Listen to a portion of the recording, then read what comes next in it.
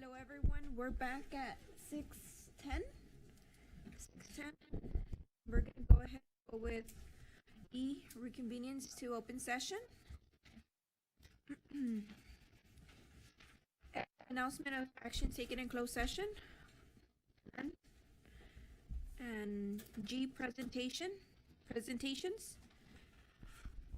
Thank you very much, Madam President. At this time, I would like to ask Ms. Elisa Ramirez and Mr. John Moreno, our principal from Calexico High School and Assistant Superintendent of Educational Services, who will have a presentation tonight on our better recovery program for our high school students. Good evening, Superintendent Jimenez, trustees, and community. I am here to speak on behalf of Mr. Francisco Ariola. Unfortunately, he could not be here. These are his slides. I just added my name, and so I did share with him that I would go over his presentation.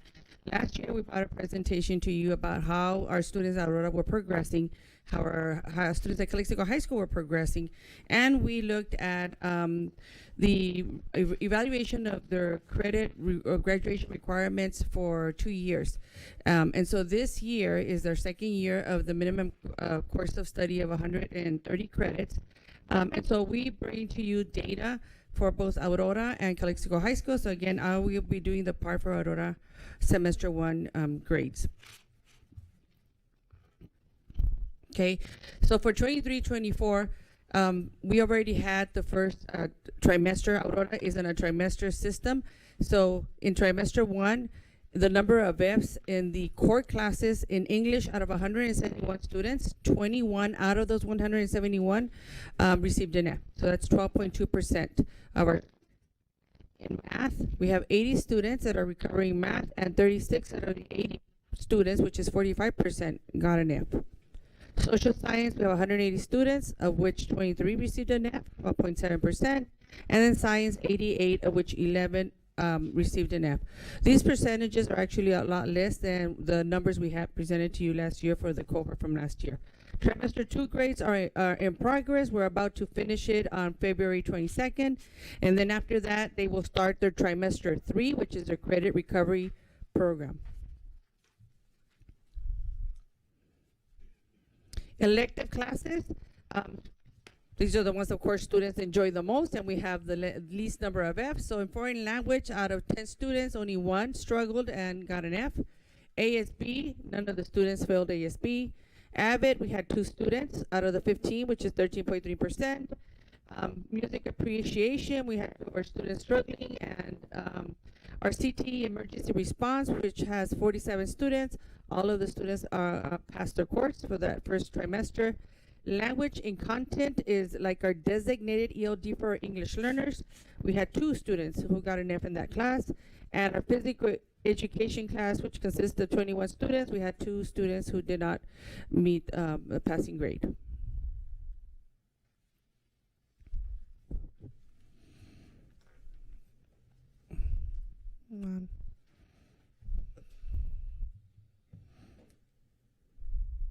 You want to change it? One less. One more? One more? Oh no, the other way around. There. So we had shared this with you last year, so we brought it back again. So you could see these are all the high school requirements for schools, continuation schools that are considered model school recipients. So I know it's hard to see the names, but the first one is Aurora. And if you look at our requirements, our current requirements prior to the 130 2-year board policy that we did, we were requiring 4 years of English, 3 years of science, 3 years of math, 2 years of PE, 1 year of fine arts, and 2 years of foreign language. Then we had world history 1 year, U.S. history 1 year, then the home economics and American government 1 year, 1 semester each, and then 40 elective credits for a total of 220. So this is very similar to what we had in the high school. It's exactly what we had in the high school, in fact. If you look at the other schools, they differ. The one thing that we noticed is that for the majority of the schools, the majority have 2 years of science. So you can see all across, the science is 2 years, we have 3 years. Okay, we try to parallel it to what we had in the high school. For math, Some schools have 3 years, but if you look at the schools that have 3 years and you go towards the bottom, you can see that they have way more credits than we require. So, for example, Desert Valley had 3 years of math, but they had like 70 credits attached to it. So the majority of the credits were elective credits. And then the other thing that's very common with all of them, and that's the only one that we're very different, is that for the fine arts and foreign language, they combined 1 year, and the students can take a year of fine arts, or a year of world language, or a year of CTE. So it's just 1 year for any of those 3 requirements. Okay? So what we're proposing for next year, and Mr. Adiola has been working with looking at this data and looking at other schools. Oh, the other thing was just noticed that this year, Desert Oasis, they just updated their credit. So they went from, I think they were at 180 or 200. They went down to 160 credits. Okay, so this is brand new. They just got it approved just a couple of months ago. Next slide. So this is what we're proposing. We still want to maintain the 4 years of English. We want to bring down the science from 3 to 2 years. We want to bring down the math from 3 to 2 years. So that's already 10, 20 credits less than what we were requiring. PE stays the same. And then aligning the fine arts, foreign language, CTE, like the rest of the school, where students just have to take 1 out of the 30 credits that we had. Now they only need 10. So that's another 20 credits. The rest stays the same. So at the end, we're reducing the courses by 40 credits. So our students, instead of having to graduate with 220 credits, they will be required to pass with 180 credits. So this will help us alleviate some of the struggles that some of our students are going as they're trying to recover for the years of the loss from learning during the COVID years. Oops. So next steps. Calexico High School has been working, and I've been working with John. John has been working with his counselors and his staff, is to identify how many of our high school seniors qualify to transfer to Aurora, and start meeting with those parents and students and start transferring students. Trimester 3 begins actually the day after February 22nd. February 22nd is the end of second trimester. So it's coming up. And so we also need to identify 11th graders to see where they're at right now and what are we proposing for Aurora. Do we want to stay with 180 credits? Do we want to extend the 130 graduation to 1 more year? Do we want to do a combination? Do we want to wait 1 more semester to see, because these are 11th graders, and to see how much we can support students with interventions so that they're prepared and we're better prepared to make a decision for what's going to happen next year, and then update our board policy depending on the decision that we make. Yes. Our current one is at 130, right? Yes, it was 2 years with the minimum course requirements. So what we're saying is, if we were to go back to our regular minutes, we're recommending not going back to 220, but instead going back to 180 moving forward. That's what we're recommending. If after Don, Mr. Moreno presents his data, there's options that we can do 1 more year of 130, or stay with 180 and see how many of our kiddos are ready by the end of this semester, because I know that there's, I'm sure you did, how many of our students have semesters, how many of our kiddos are in the honor roll.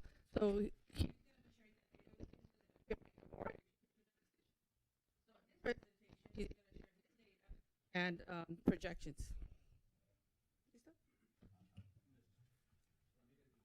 Yes.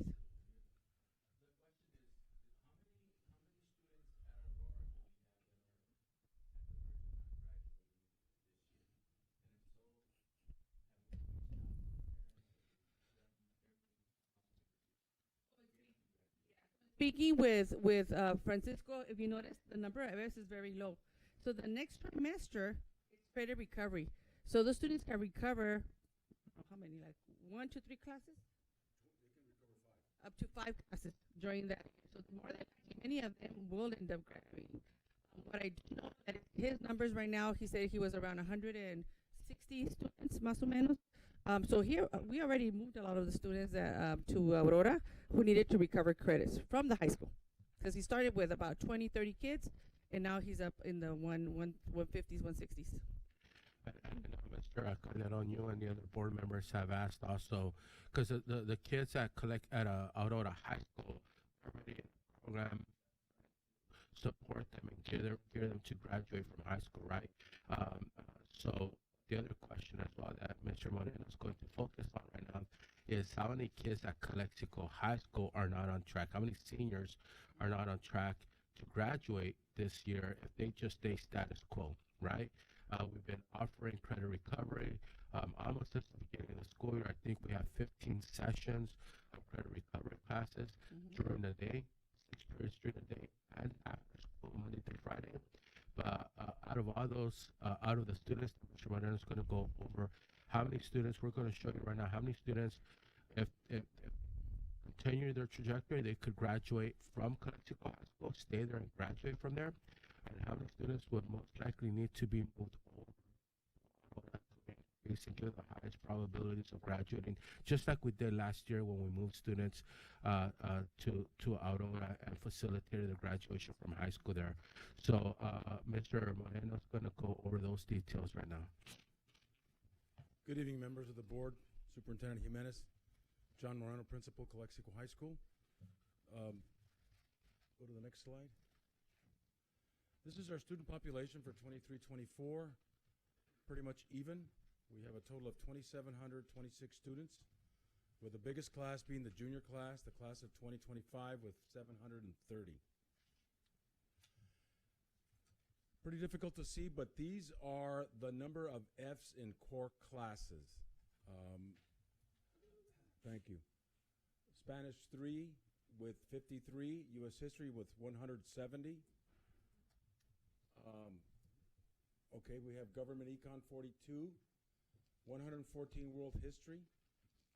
The biggest one is English 11 with 200, English 10 with 137, English 9, 86, Chemistry and Biology 165, 125 respectively. Algebra 194, Geometry, I didn't see those. Those were big numbers, 241 and 277. And examining that data, we need to look at our course syllabus for some of our math classes, and that is in progress right now. So what happens is a lot of the math department puts a lot of weight on the percentage of tests results, and sometimes students get frustrated once they fail that first test, and there's no light at the end of the tunnel. So that needs to be addressed, and working with Orenda, I think we may be looking at that. Next slide. These are the seniors, the current seniors with 128 Fs, 43 in government, 39 in English 12, 19 in language and content, 18 in geometry, and 9 in U.S. history. Although U.S. history is a junior class requirement, these are students probably taking it for the second time. And this is the bar graph of the same numbers that you just saw, with American government at 43 and the others as they lower on down, English 12, language and content. How many seniors earned at least one F in semester one? We had 98. And this is the F distribution. 54 have one F, 2 Fs, 23, and as they get more Fs, the numbers reduce with the exception of the last one. Student seniors with 5 Fs, there was 7 of them, okay? And there are 3 ways to get the credit recovery. We have it during the day, after school, at summer school, and beyond summer school, and that's right after summer school, but before the regular school year starts. And there's 3 programs that we use. Acellus, which is geared toward special education, Cyber High, which is the most popular one, and Subject.com, which is fairly new at Calexico High School. We're still working on that one. It's a little more interactive than Cyber High, but a lot of the kids are used to the Cyber High program. And the impact of credit recovery we had in Acellus, number of semester courses completed, 100, and this is just for the first semester as of 1/31/2024. 309 semester courses completed for Cyber High and only 12 for Subject.com. These are our Acellus results, and you can see on the bottom the total number of classes across the board with English, math, science, social studies, elective fine arts, and Spanish. The next one. The other way. And now the numbers provided by our counselors, seniors that are not on track to graduate. Now that's a big definition, because if you're a senior right now, you should have 180 credits and a 2.0 GPA, because you've only got one semester to go, and the next semester would probably provide you with 30 credits. If you get a C average in all those credits, you'll be able to graduate. These seniors are lower than 180 credits, and perhaps lower than a 2.0 GPA. And so we continue breaking them down. Next slide. Of those 155 seniors, how many in recovery credits class brings the school day after school for summer? And the numbers that came up after working with Synergy was 48 of the 155. That's it. Because it all depends on the student. The remaining seniors of the 48, of the 155, there are 39 that would benefit with the transfer to Aurora to secure the 130 credit threshold for graduation. Right now, we are currently, the counselors are meeting with parents and students, and what we find oftentimes is a lot of the parents refuse to take advantage of this opportunity. And as a result, they have to sign a paper saying that they're, come June, they may not graduate. A kind of a disclaimer, if you will. So it's difficult for them to, admit that their son or daughter can make it or cannot make it. They're in denial, if you will. Oh, se va a poner las pilas. They're gonna do their work. They're gonna get A's when they've never gotten those types of high marks in the past. 68 seniors may not graduate and will need to complete a fifth year.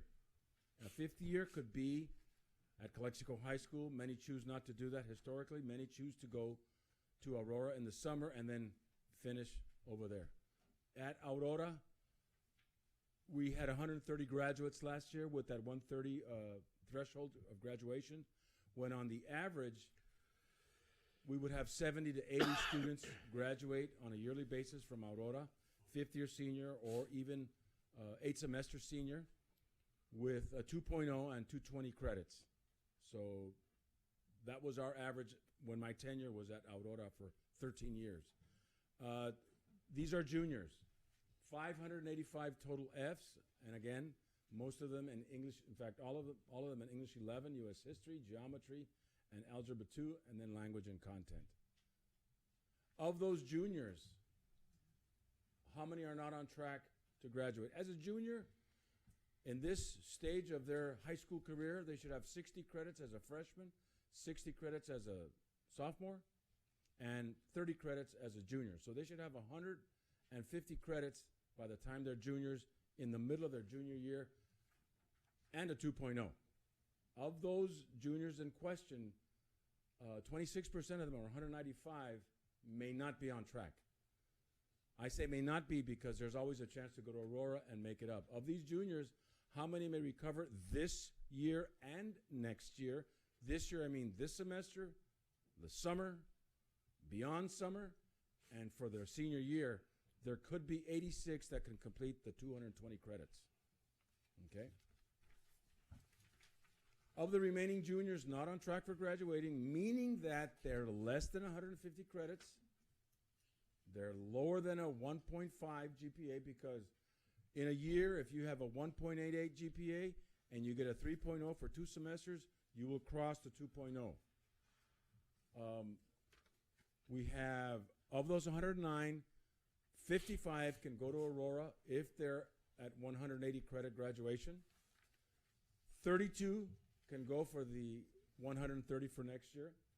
And then graduates as a fifth year will be even a smaller number, 22. Now at Aurora, in 1 year, if you're a junior and you have 90 credits and it's 180 credits to graduate, that was proposed earlier in the slide, you can do 90 credits in a year at Aurora if You go to summer school and get 15 credits. You go trimester 1, 25 credits in trimester 1, trimester 2, another 25, and trimester 3, another 25. Now, students I have seen at Aurora on recovery mode can get up to 70 credits because they're working at home. They've developed a sense of urgency, and they want to graduate. It's all about wanting to do this, and they want to graduate con su generación, their class, right? So these juniors, they're all over the place. Some have 90 credits, some have 100, some have 120, etc. But if they have less than 150, we call them, there's a new term now, we call at promise, which is used instead of at risk. The next slide. And on a good note, I want to present to you, we had honor roll assemblies yesterday and today. And the ninth graders, between 3.1 and 3.99, there were 214, with 50 of them having the 4.0 or above. And a total of 264 in the ninth grade got honor roll, 234 as sophomores got honor roll, 242 in the 11th grade, and the biggest class with the most students in the honor roll was our seniors with 420 and a total of 1,160 students making our honor roll. Next slide. Questions and answers? Any questions from Board of Trustees? My recommendation is to talk to the teachers at Aurora, see how this year is going. My inclination is that they may want to go with the 180 and the 2.0 GPA. We can raise the bar, and if you're a junior, for next year, you can pick up the 90 credits if you have 90 credits now, because time is a factor. And if they want to continue their fifth year, that's also a possibility. Many students at Aurora have gone more than 8 semesters of school. When I was principal there, I had kids that were going to be turning 20, but they wanted that diploma from Aurora because it was accredited, and we kept emphasizing that. Pretty soon now that the adult school, I understand, will be accredited, that's going to help as well. But the next slide. So recommendations. Either stick with the 130 for one more year and go with 180 the following year, or do some more research and talk to the teachers and see if the kids are progressing. But from my experience, I would like to set the bar a little higher and kind of motivate these kids to do a little more. But that's just me. Any questions? I do, Mr. Moreno. Yes, sir. The question I have, and I've seen it where you have kind of empowered these students to get these credits and so forth. So what do you think the kids in Aurora drives this, I got to get a diploma? I mean, because obviously we have kids here at the high school that, 7 kids that had 5 Fs, Yeah. I mean, what do you think is the driving factor here? Well, I think they come to a new school. It's a smaller school. They start with a new GPA. So they start back at a 4.0, and it's up to them to keep it. That's what I tell them. It's up to you to keep it at that level. I tell them, don't get any Fs, because you're going to be in the same boat that you all are in right now. C's or better is what they want to get. We're not asking for the moon and the stars. We're just asking them to come to school every day, to get their work done. You've made mistakes in your 9th and 10th grade years, and now it's time to learn from those mistakes. Because if you want to graduate on time, with your class, this is the way to do it. And, going, visiting classrooms, talking to the kids, having meetings with their parents, I did a lot of that with those kids, and I always, asked them how they were doing. If a kid came to my office with a discipline or an attendance issue, first thing I looked at was a transcript. I looked at the transcript, I evaluated it, and I said to myself, how can we help this kid? What does he need? What does she need? They have also ways of getting credits outside of school, which is also a motivating factor. They can, work a job if they have a work permit and work a job, and every 12 hours of work equals 1 credit of work experience. They can go to the gym because of the PE facilities. We've allowed that. They can do community service. And every 12 hours that they work, or that they do community service, or that they go to the gym, they get 1 credit of work. And so that's why a lot of students have been able to get more than the 25 credits in a semester, in a trimester, because not only does that outside work help, but doing Cyber High at home, taking the test at school, also is a big factor. And once these kids see the light at the end of the tunnel, they're going to reach for it. And that's what we've got to provide for them, is that light at the end of the tunnel, that there is hope. Because a lot of them come dejected. I'm not going to make it. And I've seen it way too many times. And there are those, on the other hand, that cannot make it. And those are just a few that have less than 60 credits, and there's not enough time, and so we you know, those are the ones for the 130. Those are the ones that need the 130 credits. But looking at these numbers, I think we can, for next year, for those juniors that are at risk or at promise, I would recommend, you know, 180, 2.0 GPA. Let's start fresh. Let's, you know, let's move the ground and move forward. So so this year, if I just explain, we're already at 130. That was a 2-year program. And if the board's direction was to want to continue it for another year, we would bring back a new resolution to extend it for 1 more year, or as Mr. Moreno said, establishing a new credit requirement of 180 units, and then that would actually be similar to many of the other school districts in the valley for a continuation high school. It's not the full 220 that we're requiring. I think we're the only school district that was requiring the 220, but to you know, put it at 180 moving forward. For this year, right now, today, for all of our this class, they're set at 130, and that was the board's resolution at 130. So we're good this year. If the board's direction is extended for 1 more year and do 1 more year at 130, we could do that, or the board could say bring back a new policy that would put it at 180. And so we're asking for the board's guidance on this. Well, I'm good with what you said right now, Mr. One of the 180. The thing that sticks out to me the most is when I look at the student population, I see the 12th grade students at their honor rolls, 420. You look at 11th, 9th, 10th, and 11th, and you look at the total numbers, and you look at the class sizes, and it's bad. I mean, in the sense that compared to 12th grade 420, there's 659 students, and 420 of them are in honor roll. I mean, that speaks volumes for it, right? But then you jump over to the 10th grade, you look at that number, compare it to what we're looking at the total, and I'm just like, what's going on and stuff like that. But that's just one of those things that just jumps out at me right away, right when you were pointing that out. My thing is, I'll go with the 180, because I think that there has to be, at least for them to reach out and strive a little bit harder and stuff like that, because it's one of those things where we all agreed for the 130 for 2 years, and we said that we were going to develop something and not let these students fall through the cracks.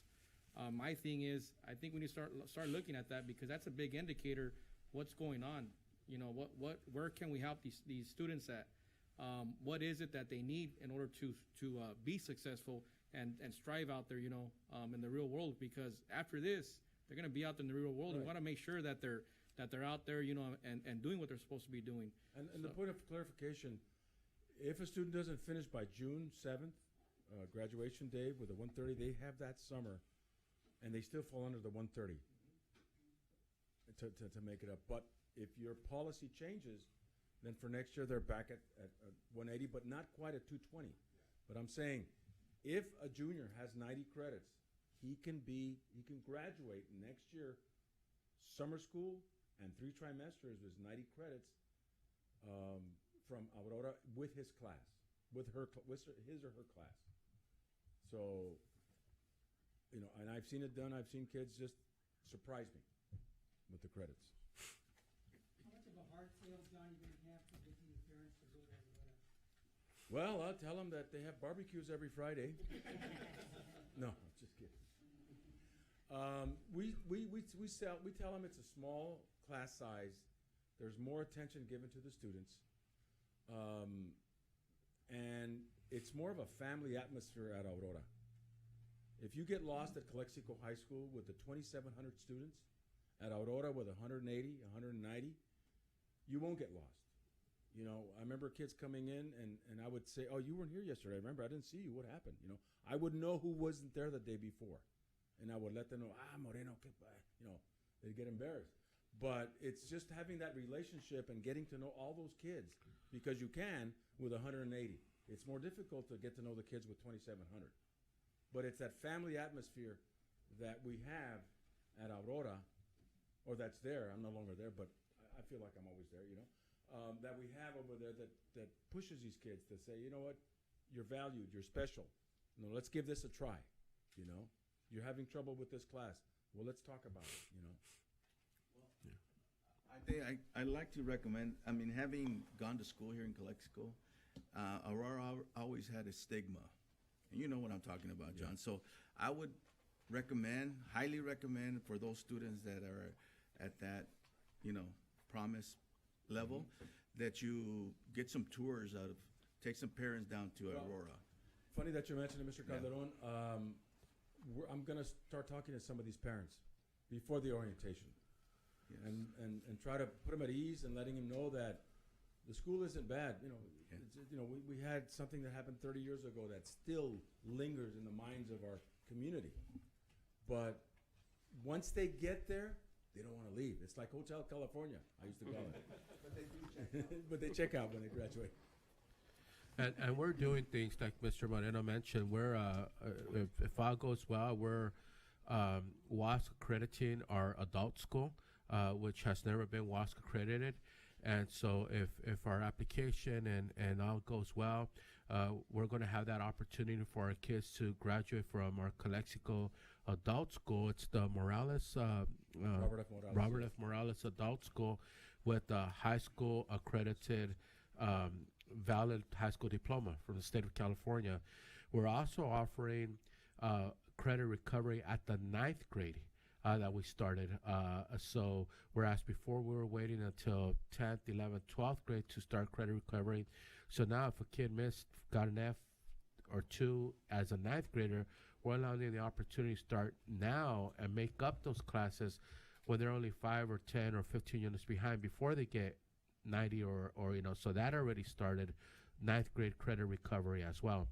So I agree with Mr. Moreno that we got to be very, very realistic about things, right? And we're trying to support students, to graduate from high school, but still have standards and still have,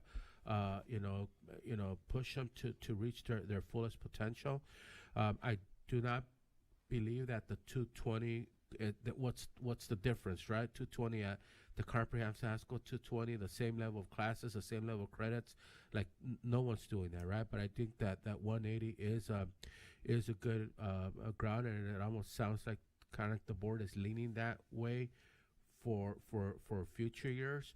The 180, and we could bring that at a future board meeting, most likely in March, to establish the 180. There is something I could provide some information to the board also on the GPA. There are local school districts right here that require a lesser GPA from the continuation high school to graduate from high school, lesser than a 2.0. So that's something that's also definitely up for discussion, also something for consideration. We might say, no, we don't want that. We want to maintain a 2.0, but we could allow for less than a 2.0 for graduation, and that's some school districts do that as well. But definitely with the credit recovery for this year, we already had the 130. For next year, we could bring you back a plan to establish the 180. And I'm good with the 180. I don't know how the rest of the board feels. If we could bring that back.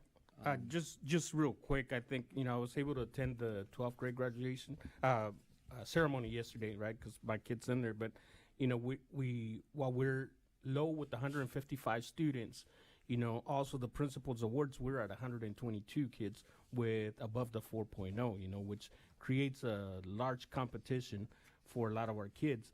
We dropped the honor roll from being 3.5 we went from 3.5 to 3.0, and seeing some of the kids, some of the parents' involvement yesterday, wanting to take pictures, all the good things that come out of it. I think it's a huge benefit for the kids, for us to continue doing that. The only reason why I would say that we would need to continue at the 130 is we have to take a look at the competition that we have with the charter school, right? And I know the charter school that's located at in Probation, I know that they gone from having 30 enrollments to 95, and the majority of those kids came out of our district, right? So when we're looking at reducing enrollment, right, we're losing those kids, right, to ICOE, because ICOE offers that. And I think, if we continue to look at 130, not drop the GPA below the 2.0, I think we continue to do a service, at least until we get caught up. I think it was a good idea last year, and we were looking at the 12th graders that are down, right? The numbers have changed, they improved, right? And so I think the other thing is moving from a credit recovery offer that we're doing to the kids to some type of mandate, because I think right now all that is available to them, right? But I think we're kind of catching it later. We're looking at it, and we now want to take action with that 155 kids. We want to take action with the 11th graders, but if we're identifying it at the 9th and 10th grade, and then we know that discussion with the parents needs to start taking place there, and we need to say, well, we're going to offer this after school program, and this is for the recovery, at least until your kid gets their grades up, right? And start looking at other ways, I think, to reduce it, where we're making it some type of a mandatory rather than, here's an offer for you if you want to take, that route. I think also, there's a great staff of teachers at Aurora that would like probably to give input on how they feel about the 130 credits for the last trimester of 2023, and then this year. So that would be a good idea to get their input, because I'm sure they have some things to say about how the kids are doing. Yeah, and also, one of the things we got to look at is also what can we justify, right? We did talk last year when we were doing this 2-year program. Should it be, at the 130, should it be a 3-year program? Because one of the main purposes was the learning loss, learning recovery, right? That happened through the pandemic. We're trying to support those kids who lost a lot of instructional opportunities during COVID, when we were on online learning and distance learning, and they were having to look and learn through a computer screen, right? So we did talk with in a committee, and we ultimately decided, okay, let's do a 2-year program at 130, but the conversation did take place of a 3-year program at 130, not indefinitely, not forever, not establishing a new base requirement at 130, but just do it as a support for the learning loss, learning recovery program. Like with the board's direction, we could bring, an either opportunity. The one of the concerns that I have is that graduation rates, we have lower graduation rates than, and in a California Department of Ed in the dashboard, and we get a low mark or very low in the red because of the amount of kids who do not graduate, right? So that is something that we do need to address as a school district is, what can we do as the professionals in the room, right, to for more kids to graduate in our school district. So, we're good for this year. So fortunately, we don't have to make any quick decision like here today right now, because this year's taken care of. We have a little bit of breathing room to make a very methodical decision for next year, which would be for this year's juniors. So we could definitely bring back more information in March, and whether it's the first or second board meeting in March or the first board meeting in April, then we could bring a policy, a plan to establish either one more year at 130 or start next year at 180. I'm for the status quo, keep it at the 130 for now. It's already in the books, so we don't need to do anything with it. So just maintain that 130 for now, and then readdress it next year. Perfect. And we'll readdress it later on this year for next year. So by April, we'll know which direction we're heading, whether to keep it at 130 for next year or establish a new at 180 starting next year. And so we could definitely prepare that for you guys. Any other questions? Thank you. Thank you, Mr. Moreno. Thank you, Ms. Ramirez. Yeah, hold the rope. Hold the rope.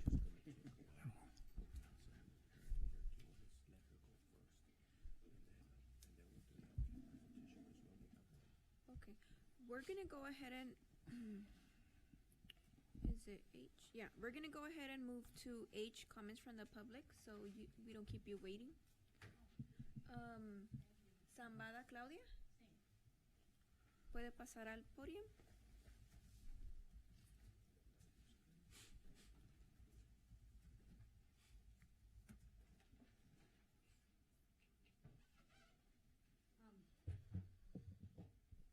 Buenas tardes a todos. Traje un escrito y se los quiero entregar a cada uno de ustedes. Y si me pueden dar una copia a mí para atrás, nada más porque sí lo recibieron.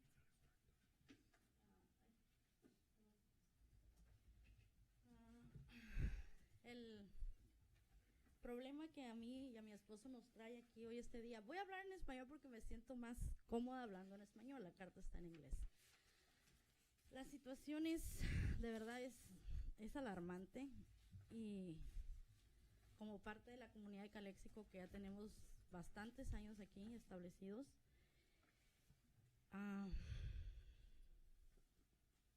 voy a hacer todo lo posible porque para mí es muy frustrante, la verdad. Y como padres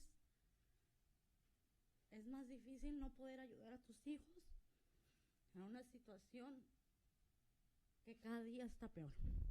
Estamos hablando ya no del bullying o cosas que podríamos llamar normales, que no debe de ser normalizado de ninguna forma, ninguna clase de violencia, pero en este caso estamos hablando de violencia física, y no de uno, fueron 5 estudiantes que para mí fue un ataque, una emboscada, una cosa, podemos llamarlo brutal, la manera en cómo atentaron contra mi hija. Mi hija apenas tenía una semana en la escuela Willy Moreno. Mi hija está en 8º grado. Mi hija no es una niña que anda en la calle, no es una niña violenta, no es una niña que diga malas palabras. Es una niña que ha crecido dentro de un lugar donde se le han enseñado valores, el respeto, el tener empatía hacia los demás. Y simplemente por el hecho de tener una educación que puedo decir que tal vez es distinta a los demás niños, ella no encaja tal vez en ese mundo en el que estamos viviendo ahorita, que está basado en la violencia. Hemos perdido los valores principales que debe tener, creo yo, una familia, ¿no? La situación fue esta. Mi hija, a mí ya me había dicho que unas niñas la molestaban en la escuela, cuando mi hija tenía apenas 3 días. Ese fue mi error, haberlo dejado pasar, porque dije yo, bueno, ok, a lo mejor porque va entrando, lo que sea. Su papá le dijo, mi esposo está aquí presente, le dijo, sabes que ve y habla con la directora o con alguien y diles. Ella no quiso ir, me dijo que no, que a lo mejor, que así. Ok. Por no haber ido, y también por, no sé cómo llamarlo, porque yo antes de inscribirla a mi hija y yo vine y hablé aquí con la señora Díaz y le pedí que por favor me la pusieran en la escuela Kiki Camarena y me dijo que no. Y es muy difícil acercarte al distrito porque no es la primera vez que lo hago. Mis hijos antes ya habían pertenecido al distrito y yo decidí removerlos por este tipo de situaciones que yo miraba. Mis hijos entraron a estudiar a la escuela Olga, que me costó bastante dinero porque es una escuela cara, pero es una escuela segura, eso sí les puedo decir. Señora Zambada, la voy a interrumpir por un momento. Sí. Tiene 3 minutos, le voy a dar 1 minuto extra para que pueda terminar. Bueno, quisiera que me diera el tiempo para explicarles porque no es una cuestión de 3 minutos. Y el acercarme con ustedes es lo único que me queda ya. Porque ya agoté todas las instancias que yo podía agotar. Y no hay respuestas de ningún lado y todo el mundo se lava las manos y dicen que no pueden hacer nada. ¿Por qué? Que porque son menores de edad y que el Estado no les permite que esos niños puedan recibir un castigo. A mí se me hace muy poco lo que les hicieron, suspenderlos, cuando esos niños no deberían de estar ahí. Ahora mi preocupación como padres, y yo tengo un video que les puedo enseñar que por motivos legales no se los puedo enseñar, porque yo voy a proceder legalmente contra quien tenga que hacerlo, si es con el distrito, si es con la policía, con quien sea, y yo voy a ir hasta donde tenga que ir, porque es injusto. Y así como dicen que esos niños tienen derechos, que porque son menores de edad, mi hija también tiene, y los están violando los derechos de mi hija al no recibir un castigo esos niños. El video es, de verdad, muy desgastante verlo. Y más para mí como mamá, que me lo mandaron y lo miré y yo no podía hacer nada por mi hija para ayudarla en ese momento.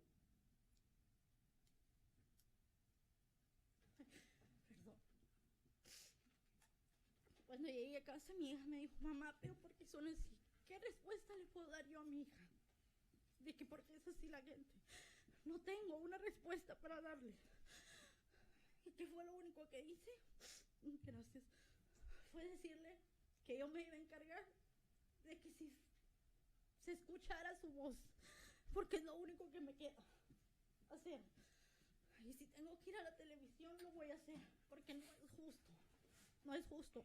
Y mi preocupación, como les digo, es que mi hija el próximo año va a ir a la high school. Esas niñas, y es un hombre también, es un muchacho hombre el que participó en eso. ¿Sí ya habló con el superintendente tocante de lo que está diciendo? Únicamente hablé con la directora y con un policía que no la he visto ni en persona. Simplemente me hizo una llamada y es todo. ¿Sí le puedo avisar algo? ¿Puede dejar su número con el superintendente así para que él hable con usted después de esta junta, o si no mañana, para que la cite, para que venga y hable aquí? ¿Ok? Así para a ver si podemos solucionar o ayudarla en una forma, algo así. Ese es mi miedo. Mi hija va a ir el próximo año a la high school. Esas niñas van a estar ahí. Y le doy gracias a Dios que no pasó algo más, porque si ustedes vieran el video, es feo y muy gráfico. Okay. Si mi hija se hubiera levantado de ahí desesperada, queriendo escapar de los golpes, me la hubieran atropellado, porque ahí donde sucedió eso es la parada del autobús. Si ella hubiera corrido hacia la calle, o sea, donde fuera, me la hubieran atropellado o hubiera terminado en una tragedia. Entonces, es alarmante. Y no nomás es ella. Han sido, desde que yo estoy mi hija ahí, tiene que apenas van a ser 3 semanas. Entró en enero, después del break de Navidad. Ha habido pelea tras pelea, tras pelea y tras pelea. Los niños ahí. Y entonces digo yo, ¿dónde están? O sea, ¿quién se hace cargo de eso? Yo miro que aquí hablan que señora las Zambada, cuestiones académicas, pero también es importante o sea, la responsabilidad de los padres y de todo el mundo. Y también voy a ir a la ciudad a decirles dónde está la policía. señora Zambada, ¿nos puede dejar su información aquí? El superintendente Sí, se va a comunicar con usted. Hablar.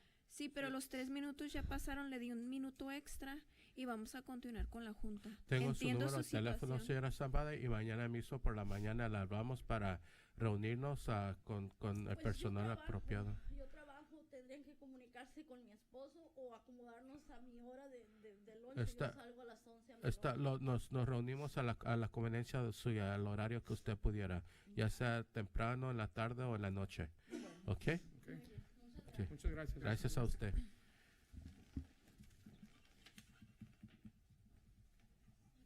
Aquí tengo su teléfono. ¿Sí me da una copia de la hoja? Sí.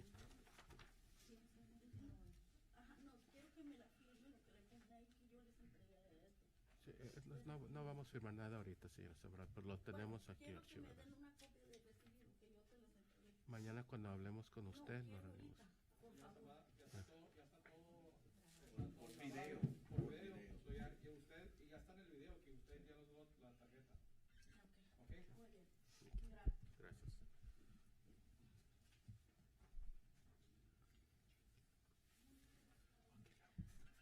We're gonna go ahead and go back to G presentations, number 2, CUSD, required LCAP mid-year update presentation.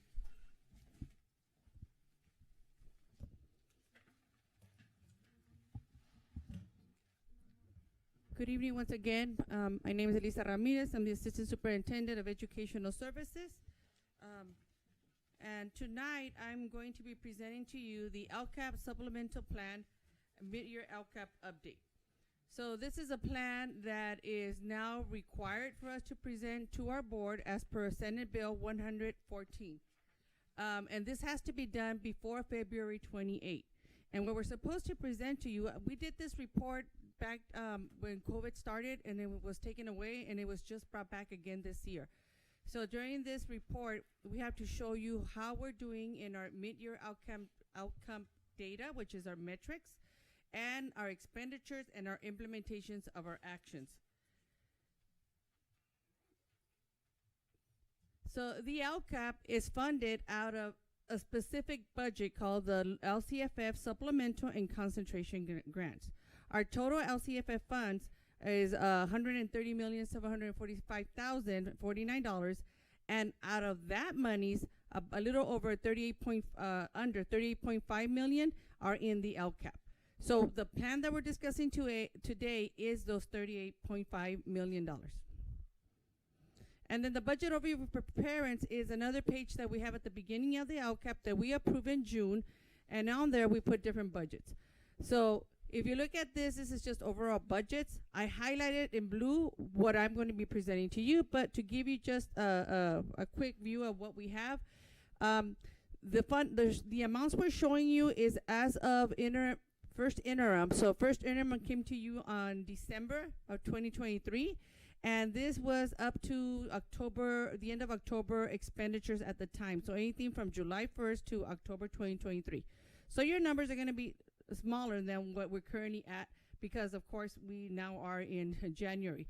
And I believe that for second interim, they're going to report expenditures up to March, around March? Oh, through January, okay. So total LCFF funds is 130 million. Back in October, we had spent about 35.6 million, and we still had 91.1 million remaining to spend for the rest of the year. From those monies, in blue is the ones that I just told you, the 38.5 million. In October, we had 9 million spent and 29 million unspent. On February 4th, which was Sunday, I checked and I looked at our revised budget just to give you a view of how much it changes on a daily basis. So the budget had a revision, and it's now at 40.5 million. We had already spent, as of Sunday, 31.3 million, and so we only have about 9 million left to spend. So we have been spending our funds, okay? And then you see the all other state funds, and this you saw in the interim report, and how much we had already spent by then and how much was still remaining. All these numbers have completely changed. Most of them have flipped around. And so it's not really a true picture of what we have right now, but based on the report, we have to present data based on first interim.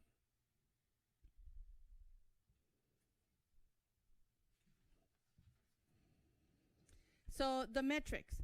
We presented data for you back in October. We gave you our state updates, our CAS data and our LPAC data, and then prior to that, in September, we showed you our local data like the iReady and the TAL, and we gave you some of those numbers already. You're going to see some of those numbers repeated here because they're part of our metrics. So, no, skip one. So the metrics at this point of the school year, there might be some metrics that we already know the response for, so like our CAS numbers. There are others that are in progress, like our iReady, because we did the first assessment, but we have another one coming up in spring, or others that are unknown because we haven't done that yet. A lot of those we're going to do, like a Healthy Kid survey. Those are going to come out in the spring. Similar to our expenditures, there are some expenditures that we've already expended everything. There's others that we're still in progress, and there's others like summer school that we haven't started. In the LCAP, this year we had 7 goals. And under each goal, there's a different number of actions. Our LCAP is large in actions. So one of the things that we're going to be doing this year, because we're going to start a brand new 3-year cohort of LCAP, we're going to be combining some of those actions to have less actions, because at the end of the day, they cover the same things. For example, if we have instructional materials for students, and then we have curriculum planning, well, they both fall under instructional materials and curriculum planning and professional development. So we're trying to reword them so that we have the same activities, but in less number of actions. Okay, so goal 1 has to do with curriculum, instruction, and assessments. Under this one, we have 15 actions. So we start with the metrics. Like I said, back in October, we showed you the dashboard data. What I did for this one, in the beginning, the very first column, it tells you how we were in 2021. Then the desired outcome is the number that we proposed was going to be our final outcome at the end of the 3 years of the LCAP. This is our last of 3 years. The one thing that we noticed when I gave you the data is that right after COVID, we saw a huge dip in scores. And that's why the state came back and said, okay, guys, we're starting all over. This past year is going to be our base all over again. And moving on, we're going to start counting our scores from here on. Because statewide, nationwide, actually, everybody's data went down in all kinds, in suspensions, and in academics, in chronic absenteeism. So what I did in the last column, that is our most current data. But in the parentheses at the right, I gave you last year's data. So you can kind of do a comparison. Because the very first column is not last year's data. That was our original baseline.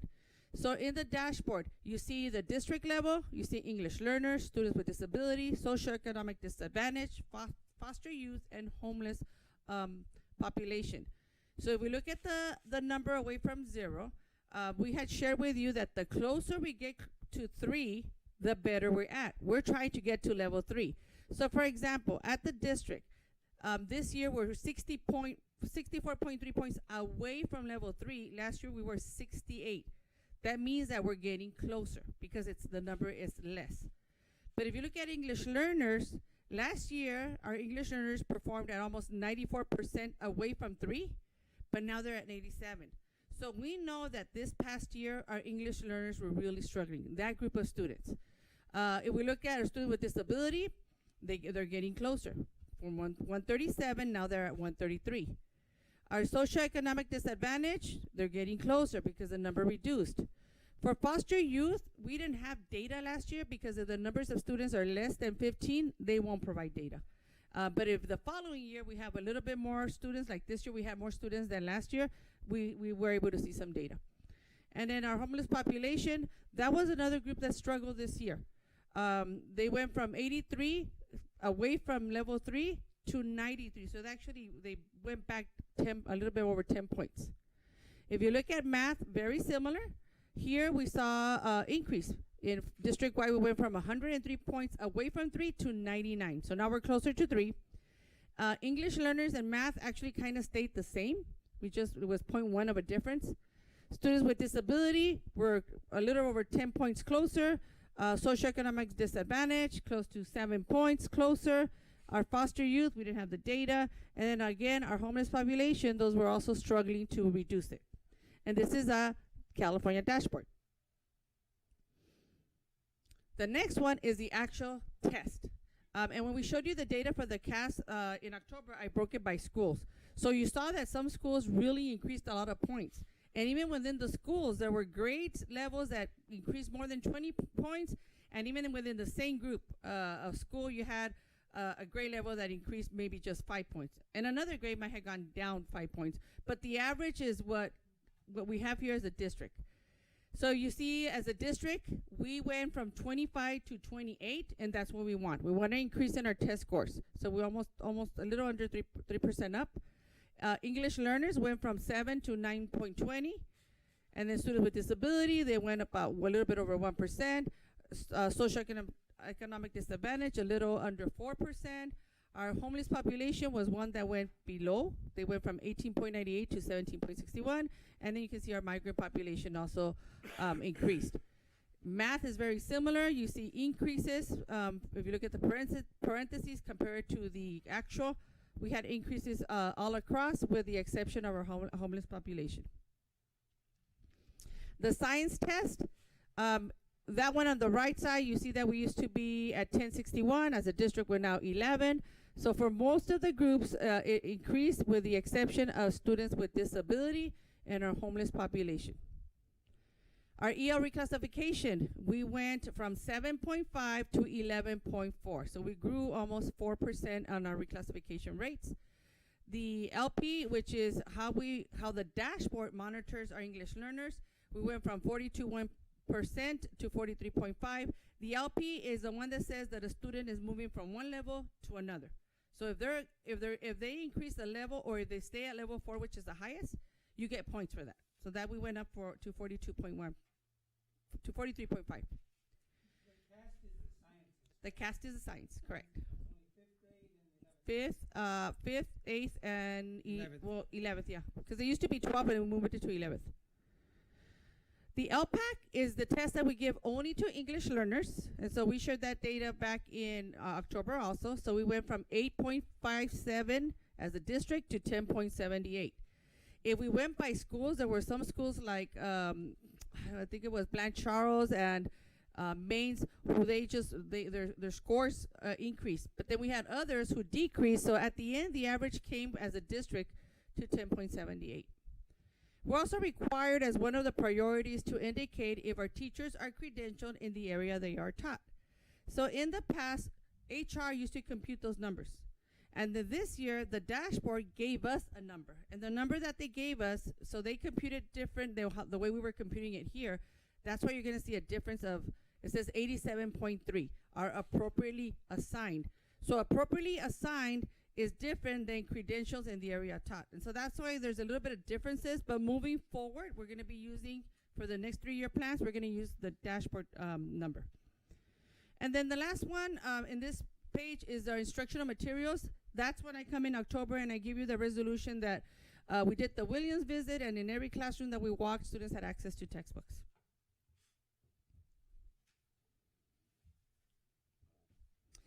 This is another metric that is in progress, or we don't have it yet. Every year, I send a survey to all of our teachers, depending in the content area that they teach. So if they teach science, they're going to get the science questions. If they get math, they'll get the math questions. And they have to score the district on a variety of things. The highest score is a 4.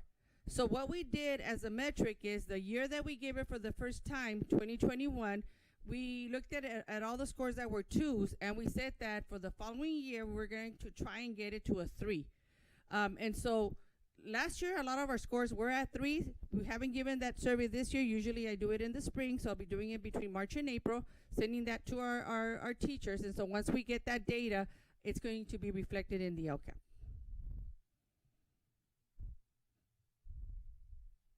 The iReady is a local assessment. Notice I gave you some data in blue because we give the test twice, at the beginning of the year and at the end of the year.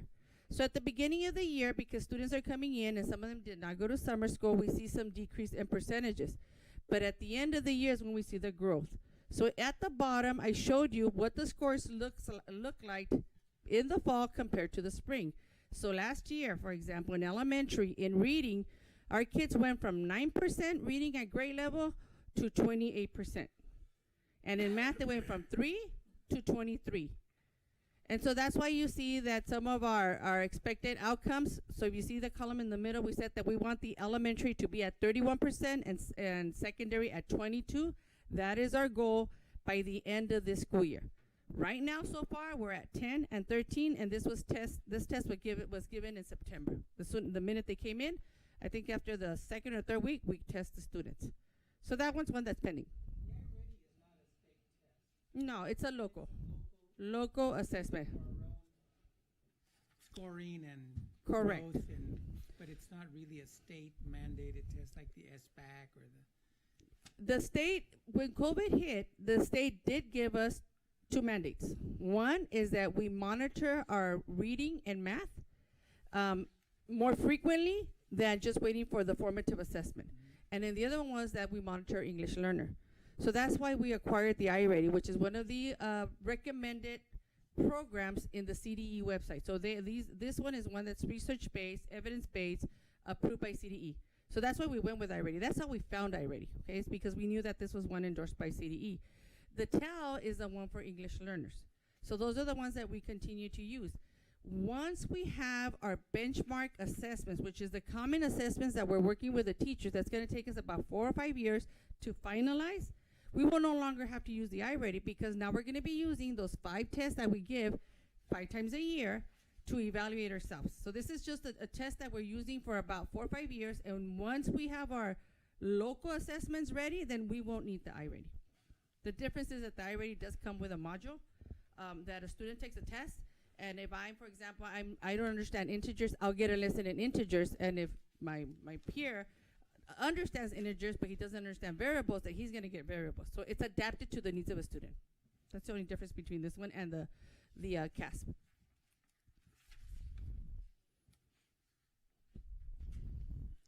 This is the TEL. This is the one that we give English learners only. Again, in blue is our fall test. So we had 1.43 and 10.65 that were either level 4 or level 5. By the time we give it in winter, you can see that we went up to 18.15%, and at the end of the year, we went up to 19%.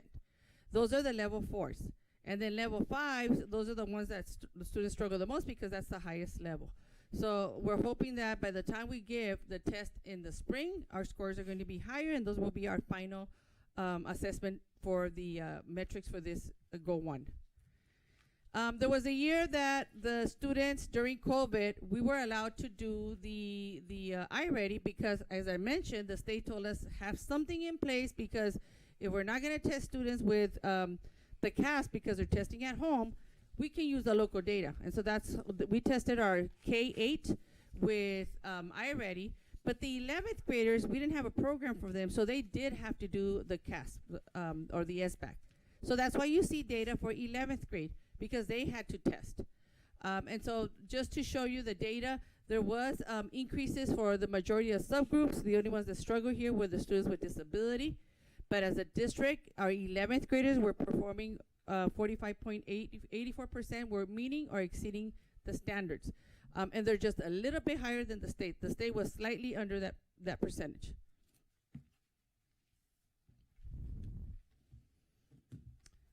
Here's the math part for the 11th graders, those that met and exceeded.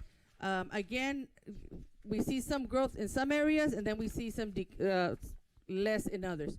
So for this one, we can see that the majority of our groups, with the exception of English learners, they actually performed a little bit higher.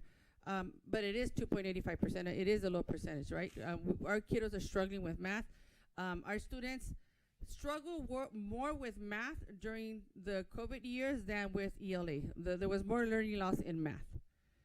And then the next one is the local indicator, if we have missed assignments. That data we present to you. So at the beginning when we did this information, we had 9 missed assignments in 2020-21 and 3 vacancies.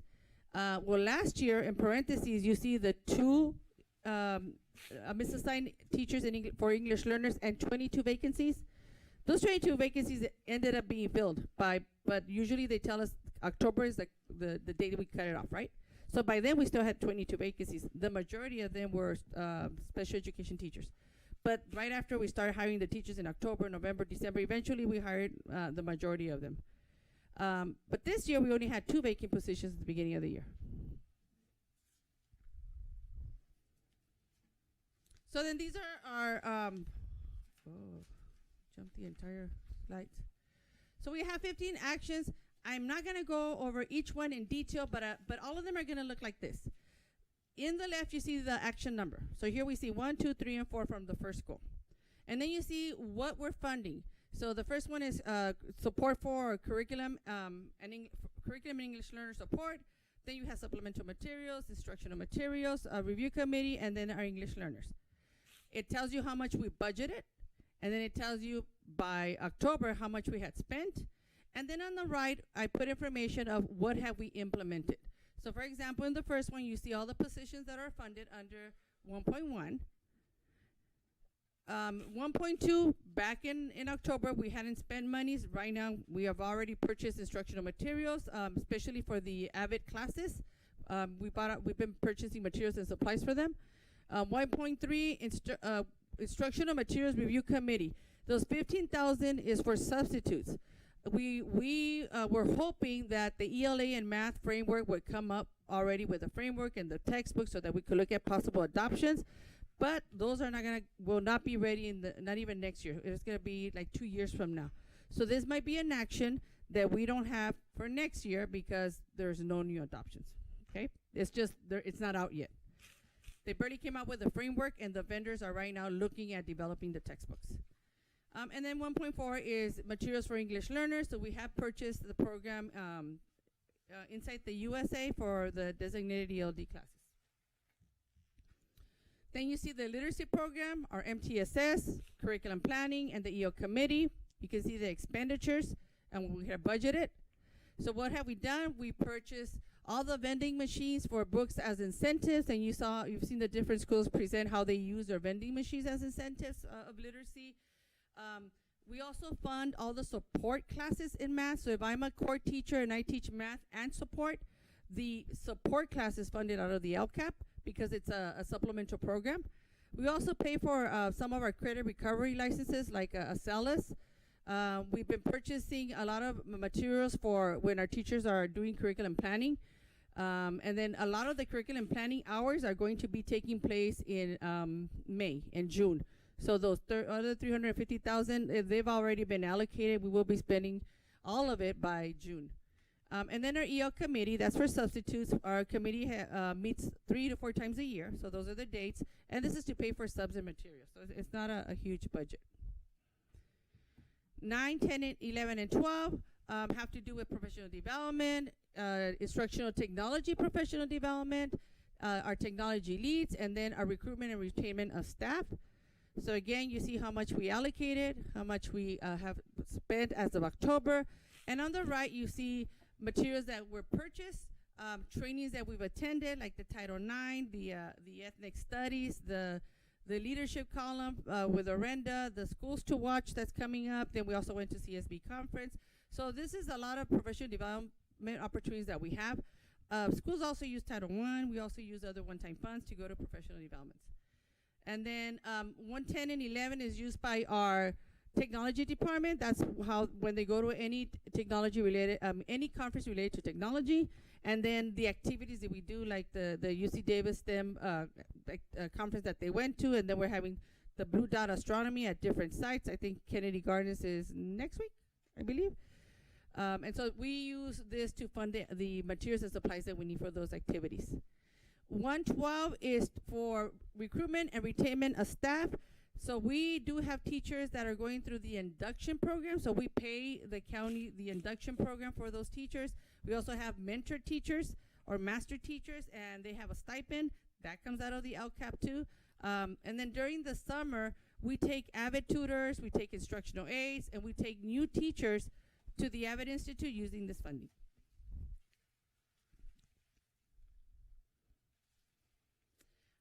We do have training for paraprofessionals. So this year we will be taking instructional aides to the AVID Summer Institute. In the past, we were using funding for the Para-Educator Conference, but now that most of the staff that attends is instructional aides, but for special education.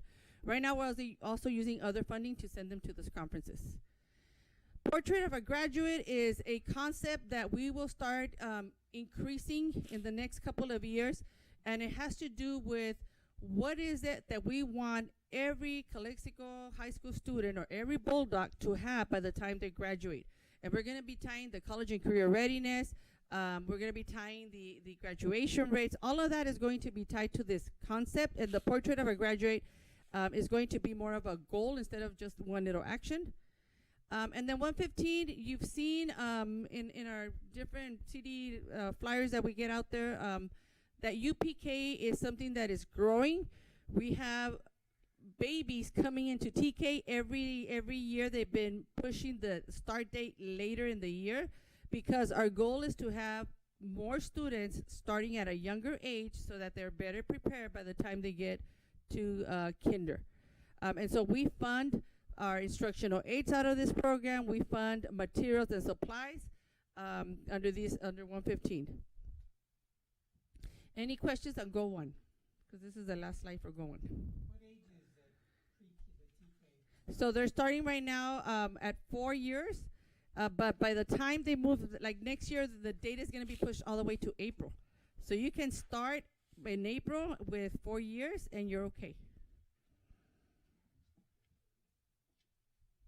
It used to be September, so that's why they're getting smaller and smaller. Okay, Go to is technology, and of course we want to equip our students with 21st century skills, and we are focusing a lot of our professional development, and our goal is to strengthen our instruction and see how technology actually helps us with student outcomes, academic outcomes. So this one, the metrics we used was actually the devices, right, and the tools. Our goal was to make this district a one-to-one device, and this is a goal where we budget our monies to make sure that we're able to sustain it on a yearly basis. The next one said that at least 95% of our students were going to have access to home network access. 100% of our students now have access to the border link, and if a student lives outside the boundaries, then we provide a MiFi for our students, so that every student has access to the internet. And then our staff also has updated equipment. Our goal was to have 90% of our staff with updated devices. Right now we're at 95%. And we say right now because we see and you see probably in the pre-list that we continue to update the staff as we go along. So it's staggered. We don't buy like all of them on a yearly basis. It depends on how old those devices are.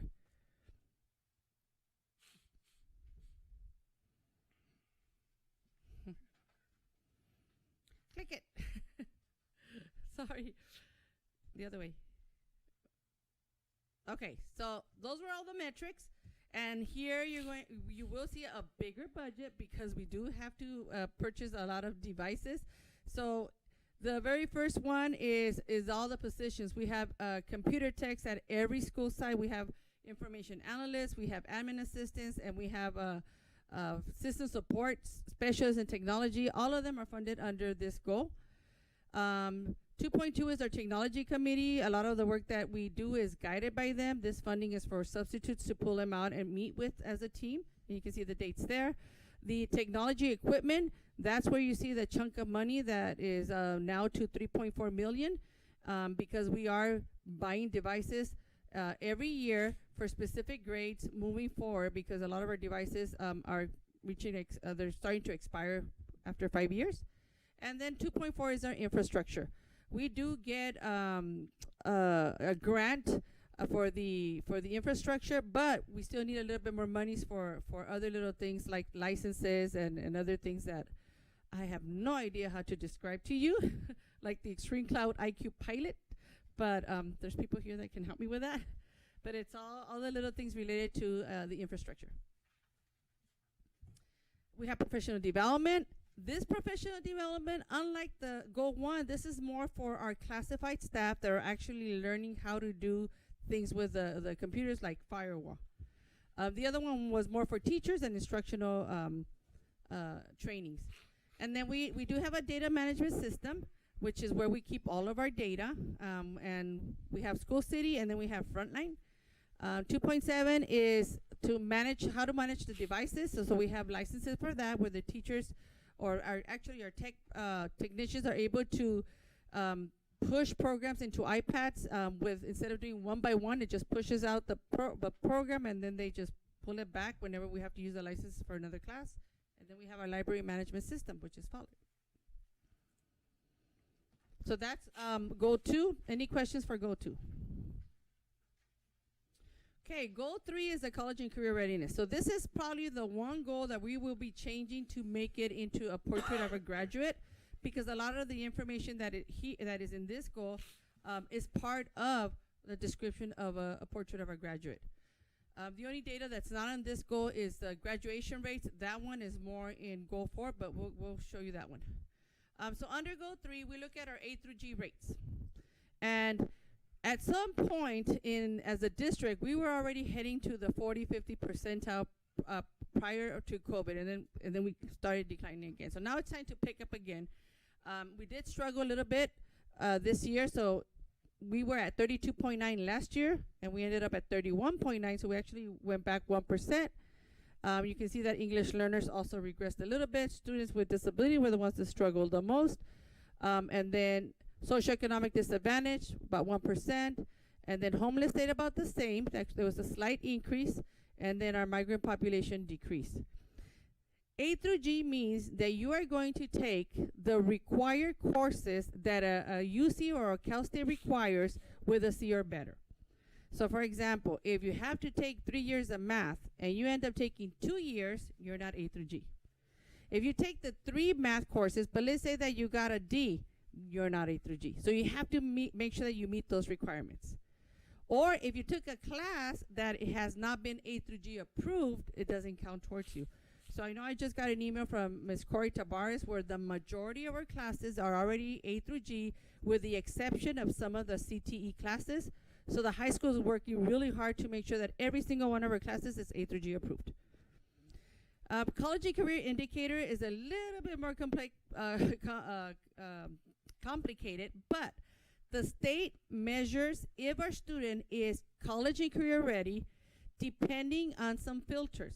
For example, if you pass the SBAC and ELA with a 3 or higher and the math with a 3 or higher, you're considered college and career ready.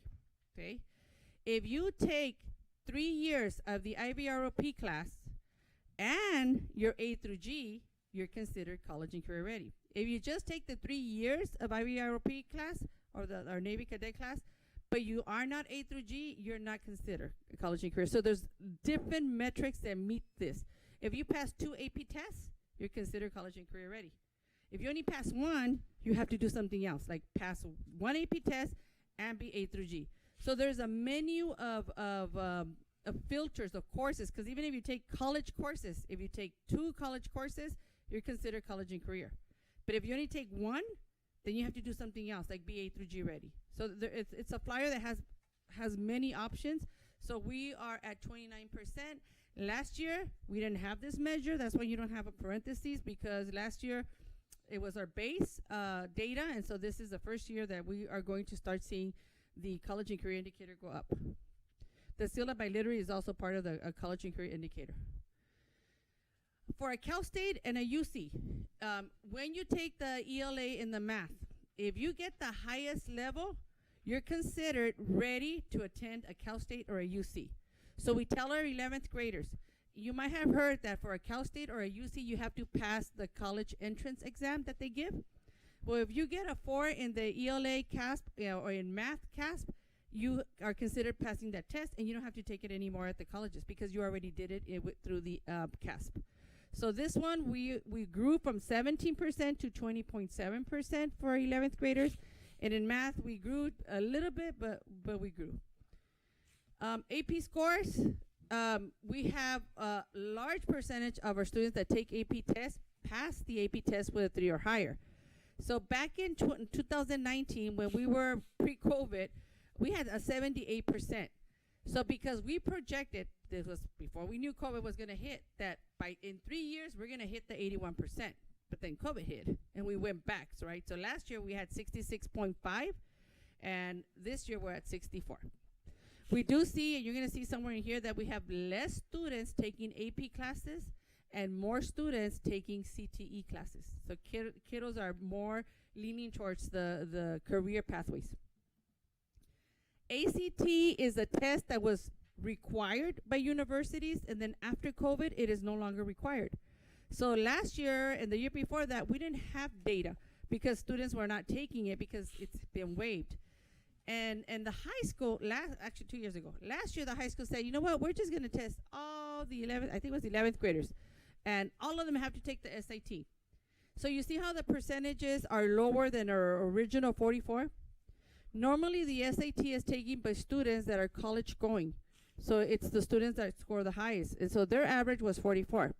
But last year, everybody took it, even some of the students who are not A through G ready. And so that's why you see the percentages lower. This is one of those metrics that we more than likely will not use as a requirement just because it's no longer required for universities. CalPATS is a system that we use to monitor how many of our students have completed a pathway. So you're going to see that last year we had 21.2 of our students completed a pathway. This year we had 17.4 students completed a pathway.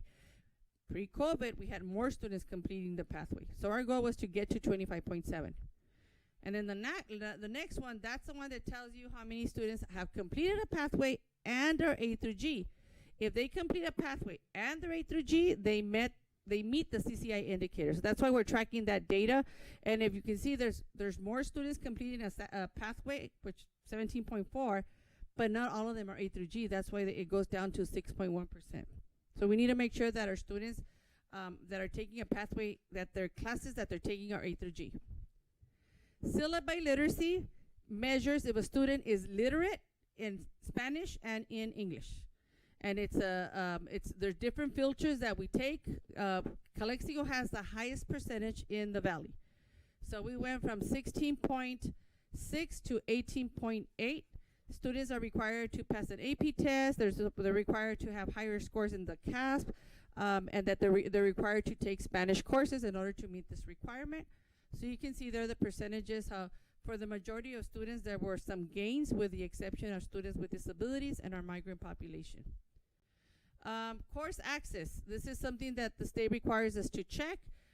Based on the information we get from our stakeholders, we wanted to have more students taking AP classes, and we wanted to offer more AP classes, just as more CTE classes. So our goal for this year, 3 years ago, was that we would have 26.6 of our students in an AP class enrolled, and 49% of our students enrolled in a CTE. This is unduplicated. That means that if I'm taking 2 CTE classes, I only count once, okay? So last year we were at 18.6 taking AP classes. This year we're at 20 point, well, last year actually we were at 20.9. What you see in blue is a snapshot. So we check right now how many kiddos were enrolled in a class, and we're at 17.03. And then look at the CTE. We are now have about 65.5% of our students taking a CTE class. So this is the one I told you that more kiddos are taking the CT as an elective and less are taking the AP pathway route. This one is also one that we put in the in a local indicator. It's the same number that you see. And what we said in that surveys, like I mentioned, is that we would have more students taking AP classes and CTE classes. So based on last year's data, we can see that there was some growth. So what are our actions? Under this one, we fund our counselor positions. We have extra hours for our counselors to do FAFSA nights and work with our parents. We fund our cyber high contracts so that students are able to be able to take those courses online. We also look at, we call it middle school to graduation plans. Right now, we've already have an established plan for the high school, and Ms. Williams, who's our senior director of college and career, is now working with the junior high principals so that they align the high school to the middle school, so we can start putting a plan ready for our students since middle school, okay, since the junior high. And then eventually we want to take it to 6th grade. And we also fund our career tech classes and our Navy out of this. So we have all the positions of the teachers, and then the funding of the different things that we fund for our CTE program. Tests that students take, we pay for it. So if you see we have 40,000 budgeted and right now it's 0, is because that payment comes through at the end of the year. So if a student takes an AP test, the district pays the difference because usually they pay like a $5 cost because we already have a grant, but students don't have to pay for this. Same thing, if a student is taking a certification in one of our CTE classes, we can pay for it out of this action so that nothing comes out of pocket for our students, especially since over 88% of our students are socioeconomically disadvantaged. We pay for articulation meetings when we have our junior high teachers meet with our junior high teachers and to get subs. We fund those from here. We do have an agreement with ICOE, which is a College and Career Readiness Initiative Services. So this is where we fund this one, in addition to doing a lot of activities that Ms. William organizes for college and career. We also have college trips and competitions. So whenever you see our students going into the spelling bee, the what? The robotics, I don't know. The robotics is actually somewhere in here too, but we have a lot of other fundings for them. The spelling bee, the science fair, the STEAM, the trophies is paid out of this. The syllabi literacy, that is for a celebration for our students. So at the end of the year, you're going to see expenditures here because we buy stoles, certificates, and then we do a dinner for our parents and our students. Any questions on number 3? Questions? No? Purchase AG car. What's that? Oh, so the ag class purchased a truck, and the grant paid for part of the grant, and the LCAP paid for another percentage of it. So I think it was 20% or something like that. Did I put it on there? Purchase Oh, it's right here. vehicle. 62%. You see the percentage? Of course, if we purchase, so 62%. I think the 62% was what we paid, and then the other part was paid by one of the grants. So sometimes we co-fund materials and supplies, or even professional developments from different budgets. We did the syllabi literacy. Okay, goal 4 is pupil engagement in school climate. So here's where we will talk about: are our students coming to school? Are our students graduating? Are they dropping out? So that's all this data.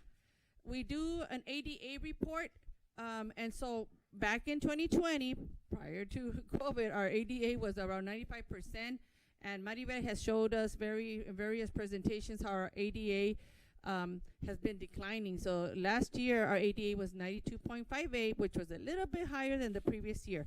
I forgot to put it in parentheses, but I remember it was 91 point something. The chronic absenteeism, we saw last year how our chronic absenteeism was really high. A lot of it had to do with students being out due to COVID. So you can see the 58.6 in 2022 compared to last year, which was 36.7. And this year, we have a lot of activities for our attendance campaign that is funded out of the LCAP. And then you have the CalPETS report is one that we used when we didn't have a dashboard because the dashboard was not active for 2 years. So this is one that I'm not going to use anymore because now we have the dashboard. But we use the CalPETS as a rough draft number, so you can see how it almost matches to the dashboard, but they use different formulas. That's why it's really hard to get it exact. Okay. Suspension rates. You're going to see that our suspension rates grew compared to other years, and we, not only here, because I talked to a lot of districts from other places, they've been struggling with the social emotional needs of our students, and our students exhibit more behaviors now that they didn't used to do it in the past. So our goal is to work with PBIS. So our schools are going through the PBIS training with the county. I think today we had the junior highs with the county working on their training. But our goal is to reduce those percentages to what you see on the left. Originally, our goal was to stay at 3.5 for district-wide, and then you see the rest of the subgroups. Students that struggle the most with discipline is our foster youth. And even though I think part of the reason our percentages are high is because if we have 23 students and just 1 or 2 students get in trouble, that our percentage is already hitting because it's just such few amount of students. But nonetheless, our foster youth and our homeless liaison are working one-to-one with those families, and they know, and our principals know who those students are because there's so few that we're working really hard with them. DataQuest is another program that we use that we collect data, and you can see our suspension rates. So a little bit different than the dashboard because they're calculated a little bit different, but very close to what the dashboard was. DataQuest in 2020 had like 0.20 and 0.6 because that was the year that the students were long distance.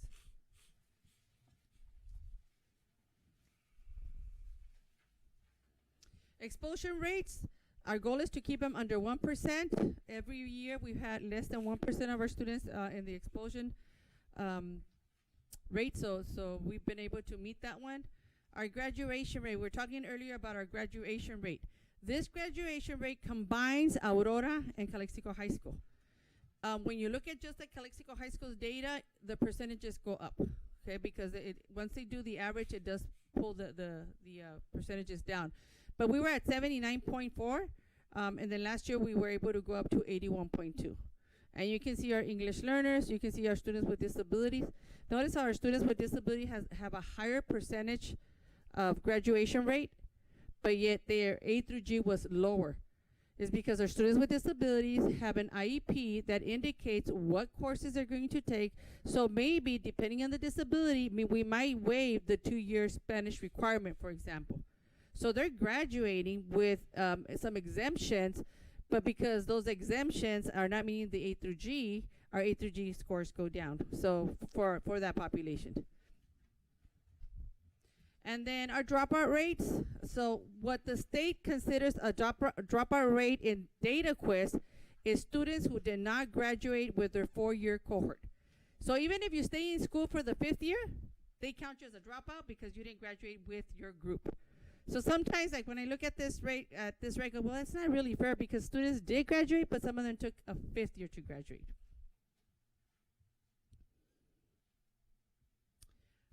Middle school dropout rate, this is one that's required by the state. I have to do the data to find out how many of our students we lost between 8th grade and 9th grade.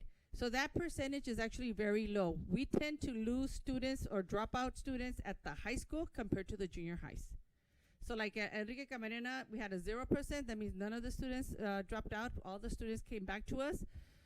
If they move and we can identify where they went, then we don't count, it doesn't count against us. But if a student moves and we cannot identify where that student went, it could be counted as a dropout.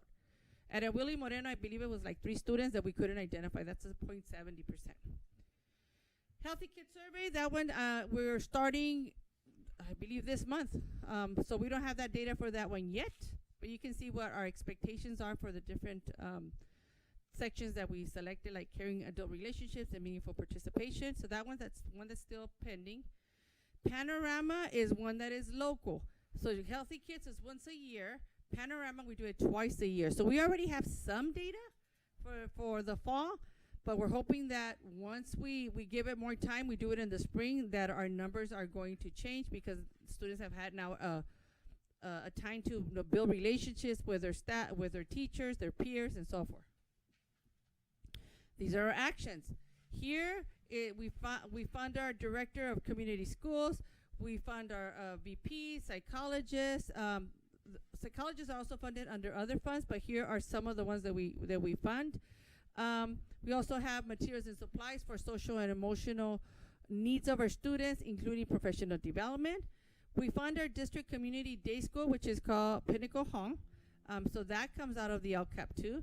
And then the sites have monies for attendance and engagement incentives, along with all the donations that we have from our community for the attendance campaign. So we also support sites with funding through this action.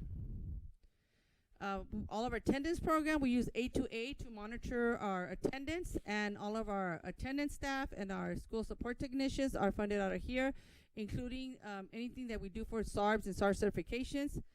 Our PBIS program, as I mentioned, we fund some of it from this fund, and then we use some one-time funds only to get those initial trainings district-wide. So right now we have every single school in a district going with the PBIS training. Some are in their first years, others are in their second year. 4.7 is our entire athletic program. So you can see we purchase everything from uniforms to referees, to subscriptions, to tournaments. We've even improved some of our facilities, so funding for facilities is also under this one. We have a wellness committee. Originally, we didn't put funding because the people who participate in the wellness committee are people that do not require a substitute. So we will still hold the wellness committee, but there's really no expense to it. Extended day enrichment, that could be for tutoring, that could be for any activity that we do after school. So for example, we support MESA after school with this one. We support robotics sometimes with this funding. Student leadership is that we send students to ASB conferences, or one of our own students went to CSBA. So this is where we fund, because they are going to leadership institutes. The LCAP is wanting to support our students to become leaders in the future. 411 is for our migrant activities. The reason we have money here is because our migrant budget does not allow us to buy incentives for students. They're just not allowed. So we do have incentives for students who participate in tutoring. If at the end of the activities, if they go through all their tutoring sessions, they get a prize at the end of that. And we do an activity like they get to go to the pool, or they get to go to the movies. 4.2 is summer school. We already started using some of those monies to start planning for some of our summer programs, but we haven't spent all of it. This is just a very small chunk of money, because right now expanded learning has taken over summer school for K-8, and then we have one-time funds helping us with the learning recovery of our students for the high school in Aurora. Eventually, once those funds run out of, they expire, then we're going to build it back to the LCAP, because we want to ensure that our students have that experience during the summer. And here's another one for summer school, another 5,000. Again, those are still pending. Our music program is under the LCAP. That's number 14. So you can see there that we fund the teachers, the materials, the instruments, uniforms, you name it, it's covered here. 4.15 is specifically for our foster and homeless youth. So we do purchase, for example, if students want to go to the prom and they don't have the outfits to go to the prom, this is to support some of those activities. Or they want to go to grad night and they don't have the funding, we support them to go there. 4.16 is case management. Right now, a lot of the case management is happening during school hours with, for example, our EL specialists, our foster youth. So we're not putting any extra hours. If we needed to do additional hours, we have $5,000 there just for additional hours, which right now we haven't used yet because everything's been done during the day. We fund our mobile library and all of our services. This is for our librarians. So our librarian oversees our library technicians which are funded. But we also have programs like the book break, where an author is live via Zoom talking about a book that the students read, and so he has an interaction with the students. So that is something new that we purchased this year. We took students and staff to Lit Day at San Diego State, and everybody who participated, we bought a book for them for the participation from the author that was there to present, which was Reina Grande. So that was a great activity for our students. And then other library speakers that come. We just had a speaker come to, I believe it was to the 2 junior highs. And so all of that is monies to fund these types of library activities. And then our FRC staff and materials and supplies, we also have a budget for them out of the LCAP. And so that's number 18. Questions on Goal 4? 5 is parent involvement. So under this one, we have metrics that we will have more parents responding to our survey. They're going to be surveyed February, March, so we're starting to get that one together. So once we get the results of the survey, we'll be adding information here, so that one's still pending. And then the other thing we want to do is we do a survey that the state gives us, and we work with our parent advisory, and they respond to these questions, and they score us. So the first year we did this in 2021, anything that we scored 3 or lower, we put here. Okay, so you can see the one on the left. And then our goal was to take those 3s and make them into 4s. Last year, all of these that are listed here, we received a 4. So we're gonna do that survey again with our educational partners towards the spring, and we'll see if we're able to maintain that 4 or go higher. And then the last one, and this one is, can you move it? No kidding. Can you move it one? Okay, the very bottom. Our goal is to have more than 100 parents completing institutes or workshops or conferences. So last year we had 33 parents completed CAVE workshops. We had level 1, level 2, level 3, and now some of those parents are level 4, and they've just created their chapter this year, now that they're level 4. We had 45 parents completed the SURE helpline workshops, 25 completed the CAP council workshops, and over 200 parents attended different elementary workshops, dual sponsors workshops, Kennedy Gardens, Jefferson. So those parents, I mean, it's way more than 200 that I was able to capture in that data. So we have parent advisory committees, and so we also fund. We fund, if they come to our outcome meetings, we give them a little token of appreciation for their attendance. We usually have daycare for our parents. We also have light refreshments or sometimes dinner if it's late at night. And so this is where we fund those activities. 5.2, every school has incentives as well as the district. And the schools get to purchase little things for their parents for participating in their events. Number 3 and number 5 is funds that we use to either train parents or send them to conferences. So like we have some of our parents are going to the CAVE conference. We don't have enough to take a lot of parents, but we usually take about 4 or 5. But then the schools also have Title I funds where they can invite their parents to conferences. The Remind program and all the marquees were funded under 5.4. Right now for marquees, they're more there to repair any repairs that are needed, which you've seen some of the items come in for Enrique Camarena, Mains, and Kennedy Gardens. Parent trainings right now, like I said, most of that money is going to go through the CAVE, which is happening in a couple of weeks. And then we do have a parent center. The parent center is a room at the FRC where we welcome parents to hold their trainings, and that's where they meet. So this budget is for usually it's for refreshments for them. And that's our goal number 5. And then 60 is safety. That could be health-wise, it could be physical safety, it could be facilities. So in this one of the first metrics that we use is the FIT tool. When we walk our schools, how are they being ranked? So last year, the schools that ranked good or exemplary we were at 95.56. This year we were at the beginning of the year at 96.56. So we increased 1%. Okay, so schools were cleaner, tiles were put up. They even check, like if you have a projector connected, that they have the cover, because if they don't have a cover, it takes a point off. They look at the reason we're not 100% a lot of the times is because of our sidewalks, our basketball courts, our crack cements, and so that usually is more structural items. If it's a Williams school, if it's a school that the county's coming to visit, it's a county representative, the site principal, and then we take our MNO supervisor with a team.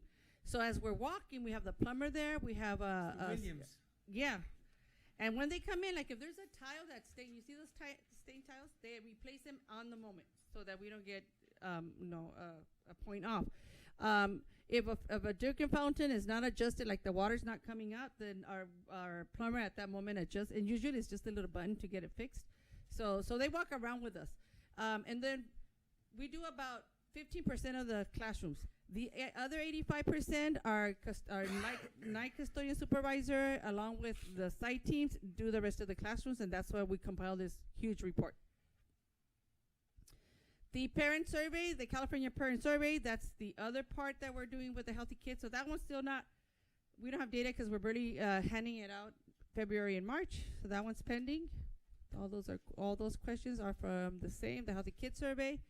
But just so you see the questions, this is where we talk about, do you perceive the school being safe? You kind of have an idea of what was in 2021, what students were responding. And then you can see the harassment and bullying. Some of those have gone down, especially the ones where they see weapons, which is the next one. So you saw a weapon at school. One that was really alarming was the use of alcohol or drugs. 2 years ago, you had those fifth graders. They were sometimes up to 14% that were using drugs in fifth grade. That was during COVID when they were alone at home. And then last year we saw a drop in score, so we're hoping that those are going to drop even more.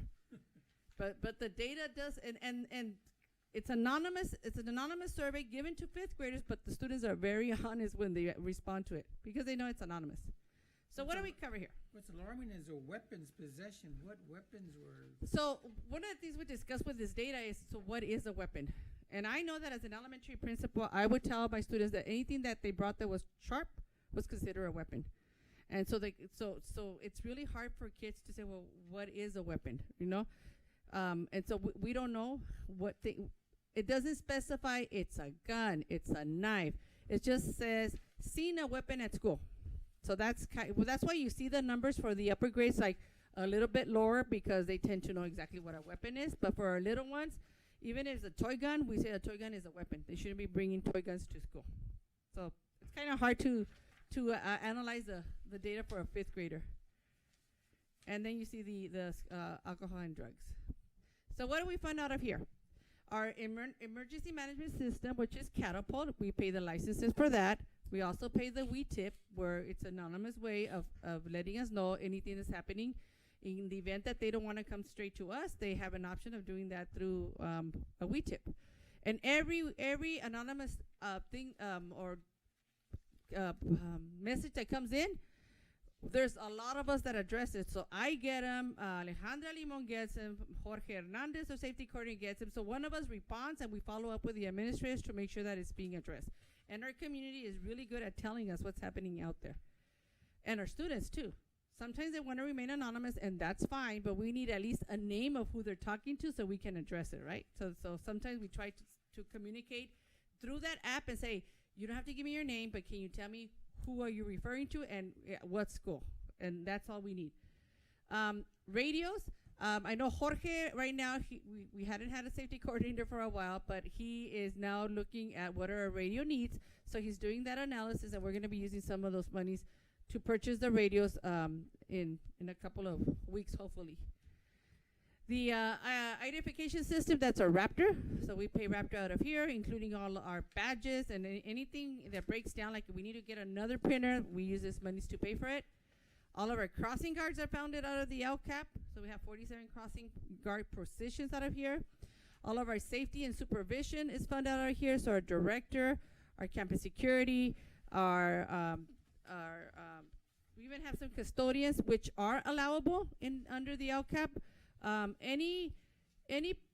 There was supplemental monies that came in and says any adult that is at your site that reduces the ratio of students to adult, starting with last year, we were able to put in the LCAP.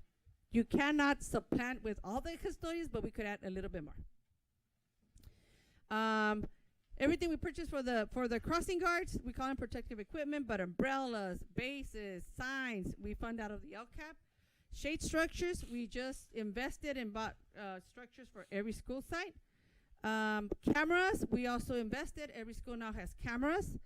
Hydration stations, we had already done a lot of that during COVID, so those $1,000 is more just to, if we have to make fixings. For example, right now, every school has an ice machine because we need them for the summer days because they use their ice chest for the kids to take water to the playgrounds.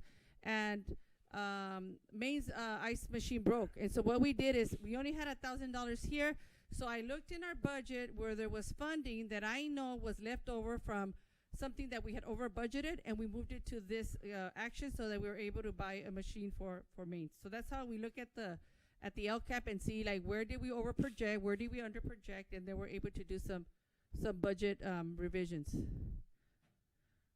Outdoor seating, that was something that we used to purchase, but then during COVID we just got tons of furniture outside for our to have underneath the shades.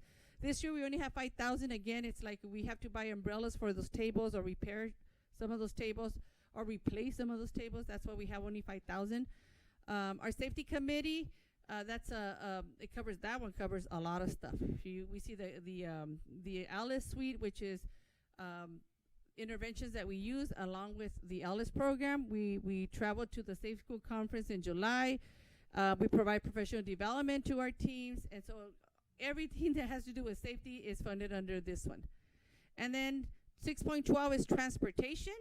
Our students that are in special education, they receive transportation. That's required. That is not in the LCAP because it's required. This is for students that we displace from one school to the other because there's no more room in that school. So if I, for example, belong at Enrique Camarena, but there's no more space for me, and I have to go all the way to Willie Moreno, then we have transportations for the students that are being displaced from their school of residency. And so that's part of the funding here. And we also buy additional buses out of this. And actually, yeah, the trips for athletics are also funded from here. Safety and health services. This is all of our positions of health techs. We have some LVNs here. And then the schools purchase all kinds of stuff for their schools, like signages. They have traffic cones. They still have some face masks, megaphones. I mean, anything they need related to safety, it's purchased under this goal. And we have one for the district, and then every school has their own little budget. And then 614, we purchased the very first year we did this LCAP. We had funding, and every school got a playground. So then this year we didn't put any funding because we only used it to repair. So we had to repair like Cesar Chavez, I think, their slide and other swings. So that's why we had to put a little bit of money in there, the $9,800, because we started noticing that we had to start repairing some of the schools that had older equipment, because the new ones are still in good shape. And then 7 is a goal that we had to create last year. It was required by the state because our students in foster care for 3 years in a row were falling short in our different priorities. So they were either chronically absent, or their suspension rate was high, or they were not meeting the academic standards. In working with the county, they helped us develop a goal, and then we went through the different things that we had already. There's no funding for these because we would explain this that we said we're going to work on chronic absenteeism. We're already funding it in goal number 4. This one that talks about suspension, we're already funding it in this other goal. So they could see that they were already embedded in our goals, so they just wanted us to put it here so that we would monitor our students a little bit more, because we knew that we needed to work with this population. This year, the law changed, and now they told us that we don't have to put this goal because they understand that we already have it embedded in others. And so this one is one that will not be there next year, but you can see that we're checking on how they're performing in different things, and always making sure that these students have priority for like expanded learning or summer school. And I think that's the last one. So there's our actions. We've been training our staff. So we've trained our foster youth liaisons, and they participated in a foster network training with the county. So they meet on a monthly basis.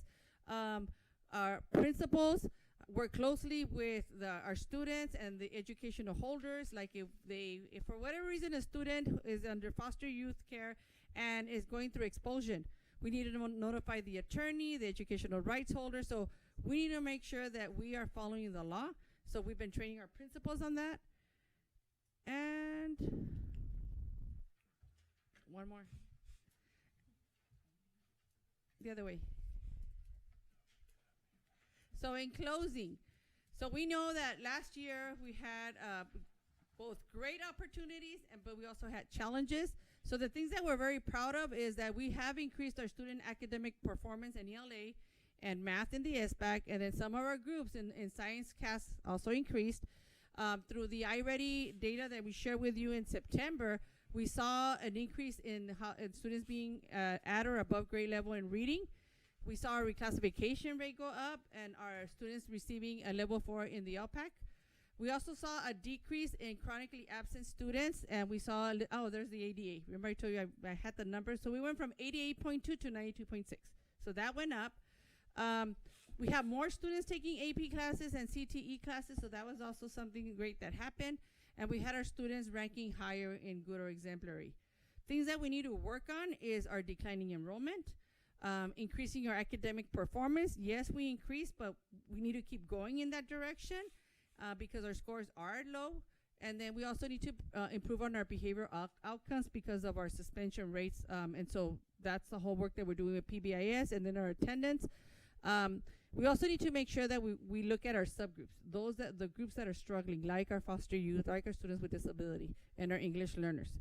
So despite these challenges, Calexico Unified School District is committed to implementing the LCAP as we said we were going to do it, and provide the necessary services to our students. And we do want to acknowledge and sincerely thank the hard work and dedication of our employees, the parent of our supports. We have more parents engaged now than we've ever had in the past, and they're really good at coming and voicing their opinions. And of course, the resilience of our students to continue our reach for excellence. And with that, any questions?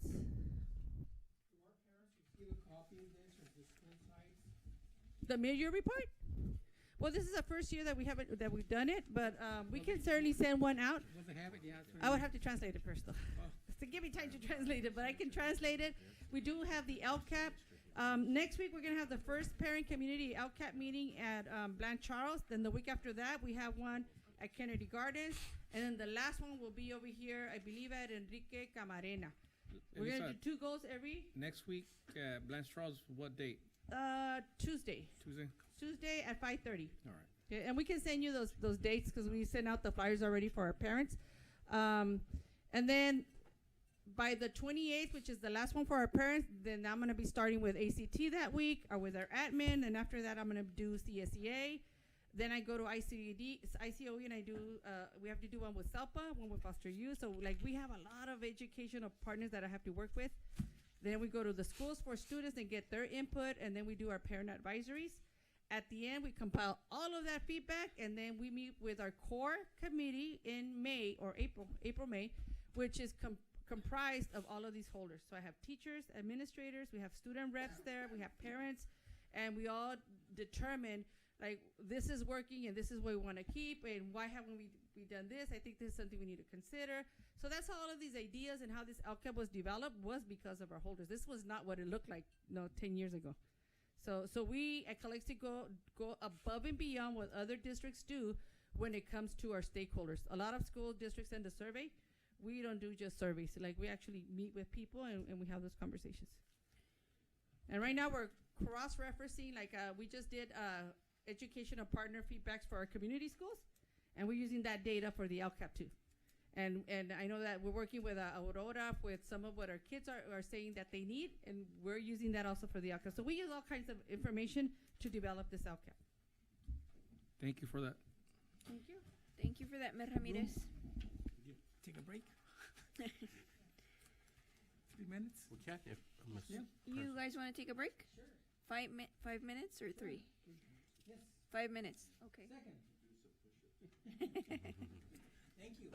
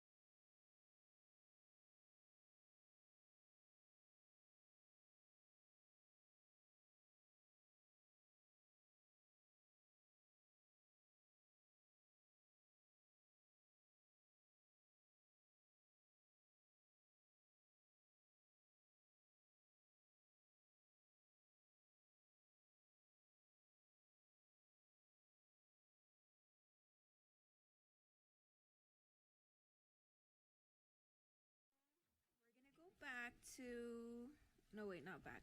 I, consent agenda. Uh, Items appearing will be acted upon one motion without discussion unless any item is pulled for separate consideration and action. Mr. Jimenez? Yes, hi, Madam President. We do have a request one modification to the consent agenda under I2, accounts payable pre-list. We do ask that we remove or pull from this consent agenda item VR 24-03500, and that is for the 2024 Boost Conference. With that said, I'll make a motion to approve with that amendment. Second. Motion by Mr. Alvarado, second by Mr. Contreras. All those in favor say aye. Aye. Aye.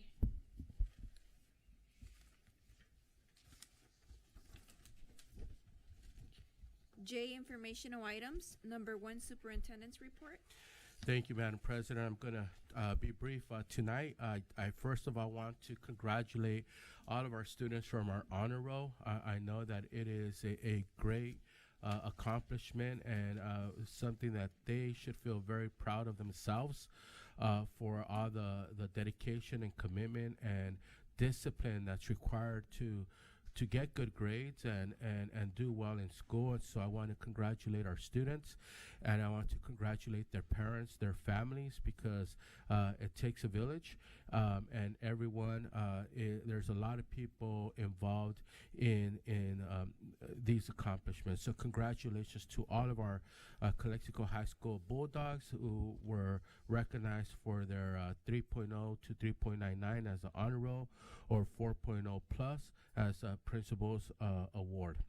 I also just want to share to the community and our board members that our construction is in full force. As you could probably see if you drive down the 98 and you're able to look over to the Calexico High School, our A416 classroom building, the foundation is in. You're probably seeing the concrete modulars being staged across the street. We're very, very grateful to our local residents who worked and really went above and beyond to support our school district in this endeavor, and allowed us to use her property so that we could easily have access to the modular buildings, as there's gonna be cranes and big machinery, and they're gonna be brought over across the street, and they're gonna start locating them in place and placing them to start actually erecting our 2-story A416 classroom building. So to all of our partners, all of our contractors, all of our staff, I see here Mr. Mike Wilcox, who's at every meeting, out there every day. The other day he had his rain jacket on with his hoodie and with his hiking boots, and they were muddy and all that sort of stuff. So he was working hard. And finally, my last superintendent's report for tonight is that we are honored again this year with another AXA Administrator of the Year award here in Calexico. So our very own Miss Elisa Ramirez is being honored by AXA. She was selected as the Central Office Administrator of the Year. So she will be recognized at the local chapter here, and it'll be at the I think it's called the Old Eucalyptus House. We'll be there for dinner. We'll provide the board information if they want to go. It's a great dinner, and it's a recognition, and all the 17 school districts in the valley are there with their representatives and their people who were selected.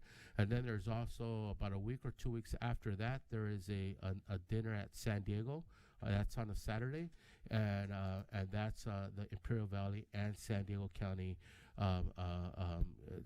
Teachers of the Year, Administrators of the Year, Classified Employees of the Year.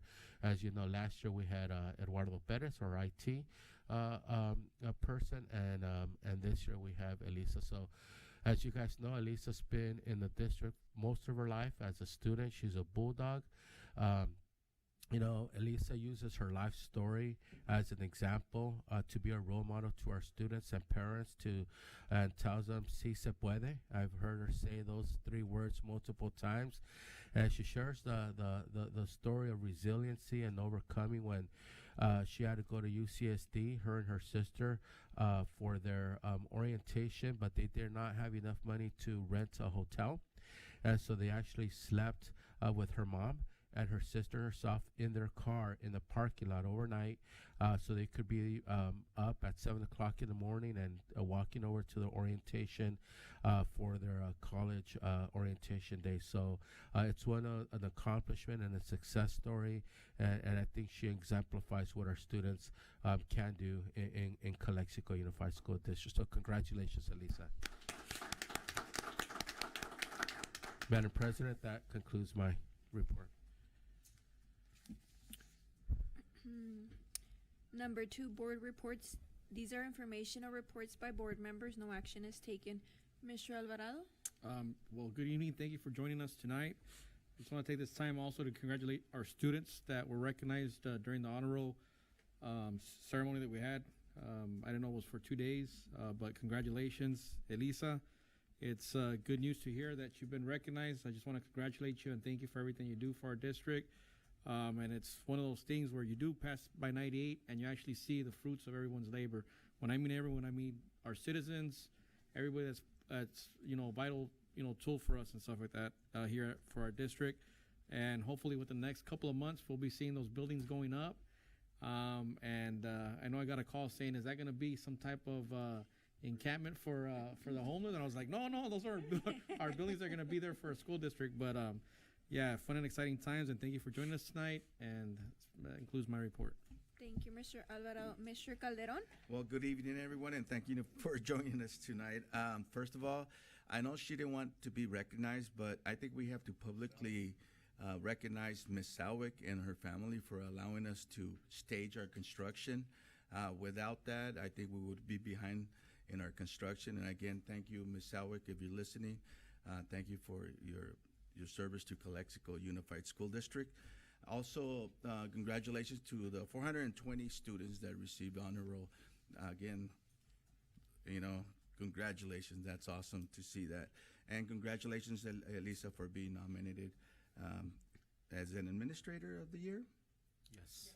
All right, congratulations. All right, that's all I have. Thank you. Mr. Pacheco? Echo to all that, but nothing else. We're winding down the winter sports, I think. So basketball is slowly phasing out. So now we're going to have track and volleyball and baseball and softball. Yeah. So nothing today. Thank you. Mr. Contreras? I would say echo to everybody. I was able to attend to that honor roll, and it was a great event. And the 420 was just the seniors, so they had a lot of kids there multiple days. Yeah. There's a total of 1,160 students. And congratulations, ma'am. Thank you. Thank you for that. Myself, I want to go ahead and also congratulate the students from Calexico High School. Also, congratulations, Elisa, again. I also want to share some exciting news about a recent visit to Apple headquarters with a couple of people from the district. The experience was truly enlightening as we underwent amazing training sessions focused on innovative education tools to better prepare our students for the future. On our return, we had the privilege of visiting Rice Elementary School in Chula Vista. This school boasts an incredible dual immersion program that left us inspired and eager to implement similar strategies at our district for continued growth of educational excellence. Thank you for everyone on the ongoing support and for the betterment of our community. That's all. Madam President, I'd just like to say one more thing, and I forgot it was a part. Go ahead. I did ask for this presentation and the credit recovery, and I hope that tonight we know that there is 155 students at jeopardy here of not graduated, and I hope that our district takes a priority in making that number decrease. So hopefully, last year we were able to graduate approximately 96 there was more than that total, but we were able to transfer over from the high school. I believe it was about 60 to 70 students that were able to take yes, advantage of. and thank you. And all I ask is that we take a proactive approach here, and we try to graduate as many students as we can. That's all. Thank you. Alrighty. K, discussion. Number 1, field improvements, and I believe Mr. Alvarado. Yeah, I asked for Go this item to be put on for discussion. I was looking at one of the Calexico City meetings online, and what caught my attention was what one citizen brought up, and that's where our students play soccer. They do play soccer in a retention basin. And one thing that he did bring up is we don't know what's been accumulated there. We have our kids running through those fields. If it's something that's, they could have a reaction to or something like that. So we do have Enrique Camarena, and there is a pretty large field out there. What I want to do is I want to see if we could go ahead and give some type of direction or involvement from the city and also from the IAD, see if we could improve that field out there and open it up for our, because our students are the ones that are going to be using it, and offering it, instead of them being here in the retention basin, have somewhere where they could go out there and play soccer, or even if it's youth football that's coming up also as well. I know we're going to have the, the 9th grade academy sports complex that's coming up soon, but I think that's not going to be enough. I think we need to do a little bit more. We see what's going on in the city, and I think we have to take that proactive approach right now that we can, and try to do something for the community as a whole. I think it's something that at least some type of shining beacon where we could say, all working together for the betterment of our students, and that's what I want to do. I know we have one member from city here also as well. That's just my thoughts. I don't know how everybody feels. I know there's other facilities that my focus on right now would be just on the soccer, because that's something that's big, and that's something that, if you see, you could just drive by and it's always full right there in that area. If it's not here, it's over at the Cordova field, which is over by Cesar Chavez also as well. If I may, it's a good idea because our sports complex here at the high school is wearing, because our football team practices on it, plays on it, and after they're done, the soccer team will come and finish it out. And it's hard to, it's no different than a golf course. You have to give it some time to finish itself and be beautiful when you're having these games and so forth. So I understand, and now that Ms. Elisa was showing us the LCAP, I think we have funds in the LCAP that we might be able to dig in there and meet the needs that we have, not only as the district, but also as in the community. That's all I have. I think, one, we have to be responsive to our school students.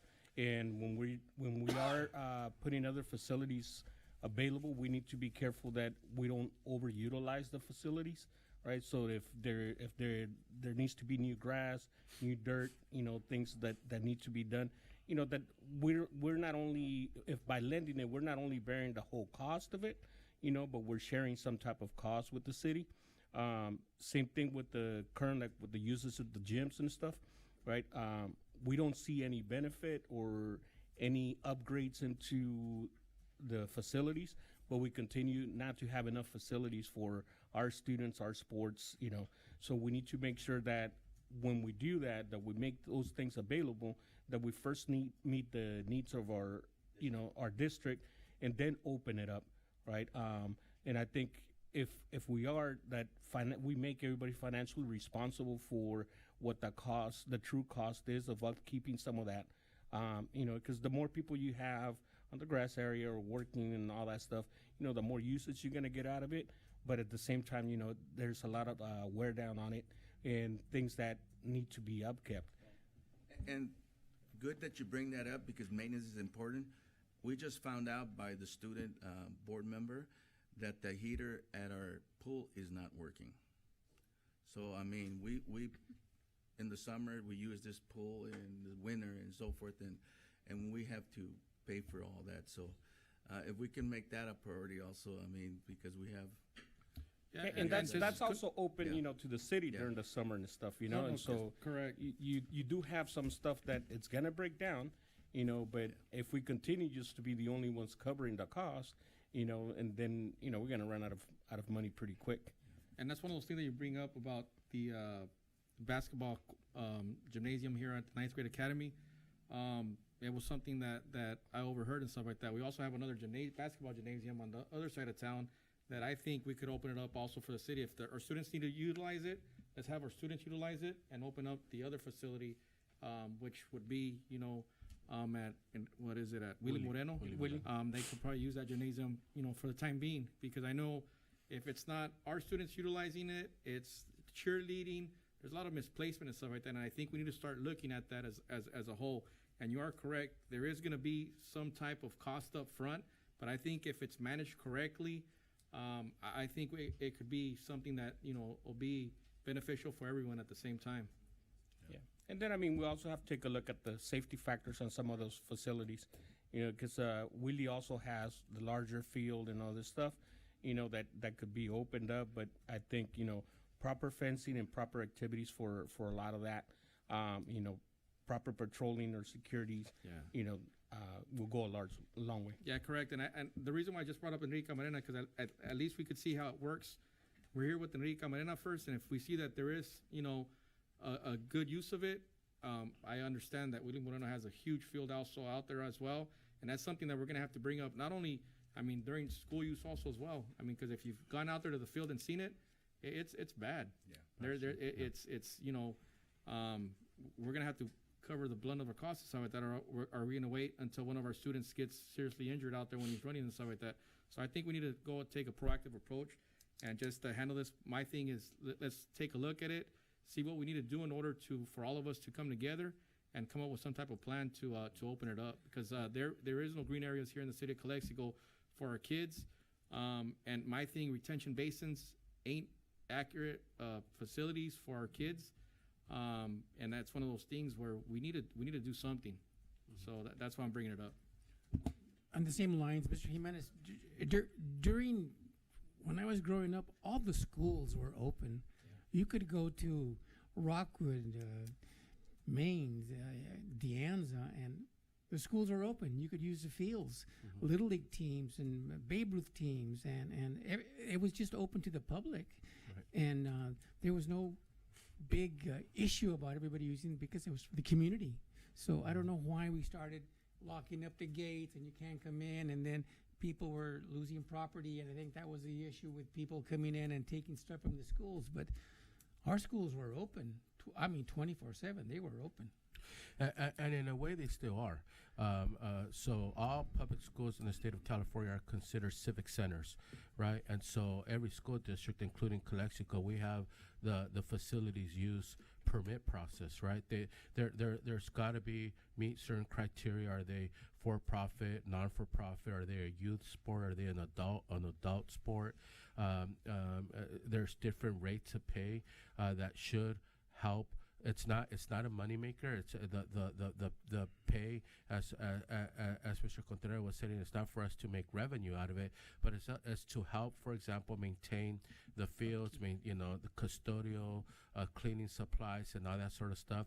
So if, for example, a Pop Warner football were to come into the city, which I heard they used to be here at one point, but they're no longer here, and they wanted to use one of our fields, they would be able to do that, completing the application, submitting their facility use. Being a non-for-profit youth sport, it's at an extremely low cost, because all they're just helping is to cover, not the entirety, but cover some of the maintenance, and cleaning, whatever. If Little League Baseball or Pony Baseball, as you said, were to be in the city, which I heard at one point they used to be, but they're no longer here. But if Pony Baseball, for example, were to open up, or Little League Baseball, and they wanted to use any one of our fields, they would be able to do that. If AYSO Soccer, if any of these youth organizations like AYSO Soccer were to open up, or come to Calexico, or somebody would open up an AYSO soccer league, they would have access, and we have a process for doing that. So a lot of that is, I think, a lot of the from what I hear, my understanding is a lot of the youth sports organizations who used to be here, for whatever reason, I don't know. I don't know why they're not here anymore, but they're not here anymore. And so, but as far as the schools being available as civic center facilities, they are, and there's a process for that, but there are. I couldn't agree with the board more on this right here. We have a problem, but it's a good problem, and that is that we have more students than we've had in a very long time participating in athletics. For the very first time, for example, we have freshman football. We haven't had freshman football in a long time. Last year, between JV and varsity, I believe we had about 85 football players between junior varsity and varsity. Right now, this year we had about 125, 130 football players adding that freshman team. I was speaking with our athletic director the other day, and there's a possibility that for the first time in a while, we're going to also have a freshman baseball team this year. As we all know, for the first time in California history, we have a CIF-sanctioned flag football program, and we have the JV and the varsity flag football program. That's wonderful. That's great, but that's more use on our facilities. That's more wear and tear. Our football field, as we had JV and varsity playing soccer right now during this board meeting. So we love it. We encourage our youth and to get involved, to participate in sports and music band and clubs and all that sort of stuff. But it adds a bigger cost for us to keep things going and keep things up. One of the things that we're working on, we're actually in the design phase right now, per the board's direction, is at CHS 9. Well, we're looking at a sports complex. We're looking at rebuilding all of our green space at CHS 9 with the football/soccer field, a baseball field, and a softball field, which includes a park-like setting with hardscape and landscape, and also would include lighting for the kids to be able to be there not only till 5 o'clock when it gets dark earlier, or till 6, 7 o'clock when it gets dark a little bit later, but they could be there till 8 or 9 or 10 o'clock at night, practicing football, basketball, practicing baseball or softball. We are looking, part of the complex is the brand new state-of-the-art gym that we just opened up this year, a few months ago, there at CHS 9, which would be part of the complex. Phase 1 is the green space. Phase 2 would be the basketball courts and the volleyball courts with that's got a covered shade with lights and fans, so kids could practice in the summer. They could practice till the evening. And the other thing that we're actually currently working on right now, and I was just speaking with our CHS 9 administrators just a couple of weeks ago, is that we're going to start working. We did the old boys locker room and converted it into, it used to be a storage room, and converted it into a weight room. So the old girls locker room, which is also has been used for years now as a storage room, we're going to remodel that one and convert it into a multi-purpose athletic use, for example, for wrestling, boys and girls wrestling, for cheerleading, because we're going to that room is going to be from wall to wall with pads, and the type of pads that could be used for practicing cheer and practicing wrestling. So there's some good things to come. Unfortunately, I wish it could happen a lot faster, but we're on the process with CHS 9. But with the board's direction tonight, we'll definitely start exploring what can be done at Kiki Camarena, what can be done at Willie Moreno. And I love the idea of trying to leverage resources, right? If we could partner with the city of Calexico, if we could partner with other community agencies, because sports and after school activities. They do a lot for a city, and they do a lot for community. Just today, again, after multiple meetings, I've Esmeralda Garcia, our director of expanded learning, we met, and she's checking with CDE on how, if we're able to leverage funds from the expanded learning program to utilize for these sports facilities and sports complex, because our kids in the expanded learning program will be able to also use these facilities after school during the expanded, or during the winter intercession break, or spring intercession break, or summer school. They have camps. They're required to hold 60 days that are 9-hour days, at least 30 days. 46. We're going above and beyond that. We're required to have camps and activities for a 9-hour day. We do those during winter break, when everybody else is enjoying their winter recess, or their spring recess, or their summer break. Our after school expanded learning program staff and are providing camps for students, and an opportunity for parents to take their students for 4 hours from 8 to 12 to school, and oftentimes the whole 9-hour day. So we're working a lot on that, and we do appreciate the board's direction and support on making this happen. If we're able to leverage money with the expanded learning program that Ms. Esmeralda is researching for us, I think the Kiki Camarena is going to, first CHS 9 is going to be something that we'll be able to probably start seeing in a very near future, construction starting to happen there. But we'll definitely follow up with Kiki Camarena and Willie Moreno as well. Well, if we could reach out to the city also as well, and the IID, to see if there's anything that they could also help with, especially the IID, if they could help out with some of the lighting, alleviate some of the lighting and stuff like that. As far as that goes, that would be something. Or if there's a grant that they have, where that could actually help us also as well. Something came to mind when we went for the attendance ceremony campaign. I actually brought it to this board where the condition of Willie Moreno's fields, it's all dirt. There is no grass. And if we talk about equality, you can't compare it to Kiki.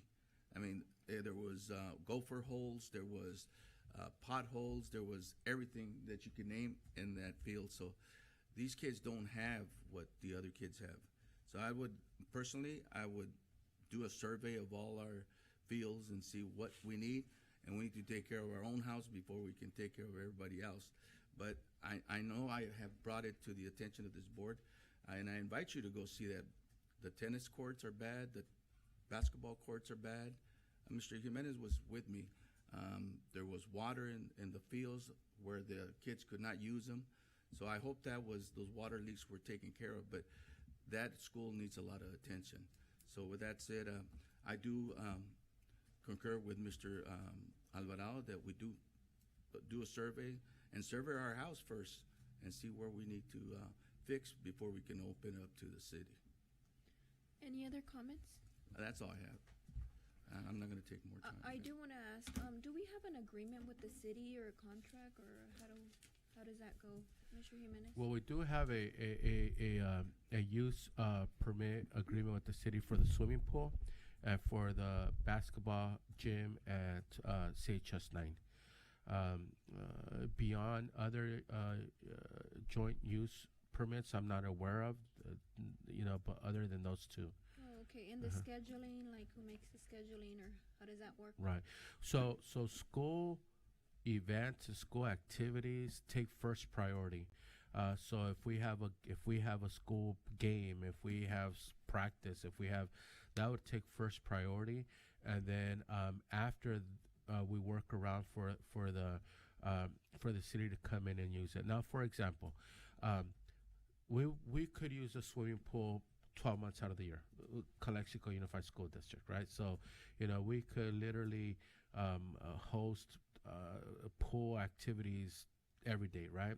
So, it could be argued that, well, the city's using it when we could be using it. But that's the nature of an agreement, right? Of a joint use agreement. It's okay, for these days, and they normally use it during the summertime primarily, and I think only during the summertime. And so, during the time that they're there, they get it in the afternoon, and we get it in the morning. Sometimes we do get it in the afternoon, so that they could have their opportunity through their Parks and Rec department to utilize the swimming pool. I'm sure we just finished talking about how many more kids we have in basketball, right? I'm sure if we were to say we want to offer more practices or utilize the gym longer hours, the CHS 9 gym, I'm sure we could do that. I'm sure we could use the CHS 9 gym even for more practices and more games. But part of the nature of an agreement is, okay, we're using it right after school, and then they come in like at 5 o'clock in the afternoon, or they come in on Saturdays and they use it on Saturdays. But yes, the district takes first shot at the schedule, and then around the schedule, then it's the Parks and Rec department. Thank you for that. Mr. Jimenez, can we get an update on it though, for not this following meeting, but the March meeting, to see what the feedback is from the city and from the IAD also as well? That way we could just get an update. And then the reason why I brought up just Enrique Camarena and William Moreno is because those schools ain't being utilized during the night. If you pass by, there's nothing going on out there. The elementary schools is a different story. That's why I didn't bring up the elementary schools. If you go past by the elementary schools, I think the after-school program, there is a lot of activities going on as far as that goes. So that's the reason why I brought up just the junior high schools. So if we could get an update just to see where we're at, not the meeting coming up, but the March meeting, the first meeting in March, that way we could see what we need to do, what next steps we have to do, or if it's even a viable option at that time. We'll do. Anything else? We do have lighting though at Willie Moreno, at Rockwood School, and also at Main School. Wherever we have the towers for the internet, there is lighting. So, but the Willie Moreno is the biggest field that we have probably in the entire district. At Rockwood, I pass by there almost every night, and there's a youth soccer program practicing there. I think daily. I think they're there Monday through Friday, if not weekends as well. So I know that's being utilized. Okay, so we're going to go ahead and move forward. Our action items, consideration and action approval of the following items. Number 1, agreement between Calexico Unified School District and Point Loma University for students teaching clinical practice, teaching internship, and/or field work placement from September 1st, 2024, August 31st, 2027. So move. Motion by Mr. Pacheco, second by Mr. Calderon. All those in favor say aye. Aye. Number 2, agreement between Calexico Unified School District and Valley Petroleum Equipment to repair the hose retractor of the diesel and gasoline pumps at maintenance and operation. Second. Motion by Mr. Calderon, second by Mr. Alvarado. All those in favor say aye. Aye. Aye. Agreement between Calexico Unified School District and Alliance Environmental and Compliance, Inc. to the disposal of hazard waste at Calexico High School and Calexico High School 9th grade campus. Second. Motion by Mr. Calderon, second by Mr. Pacheco. All those in favor say aye. Aye. Aye. Number 4, agreement renewal between Calexico Unified School District and Western Environmental and Safety Technologies, LLC, for the how do you pronounce Asbestos. Hazard Emergency Response, ACT, AHERA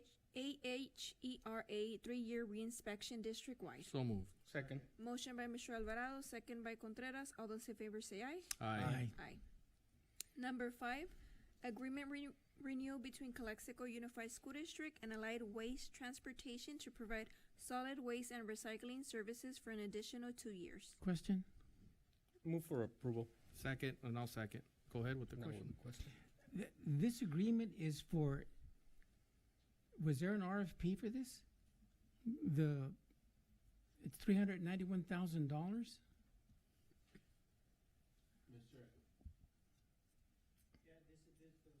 you could come up to the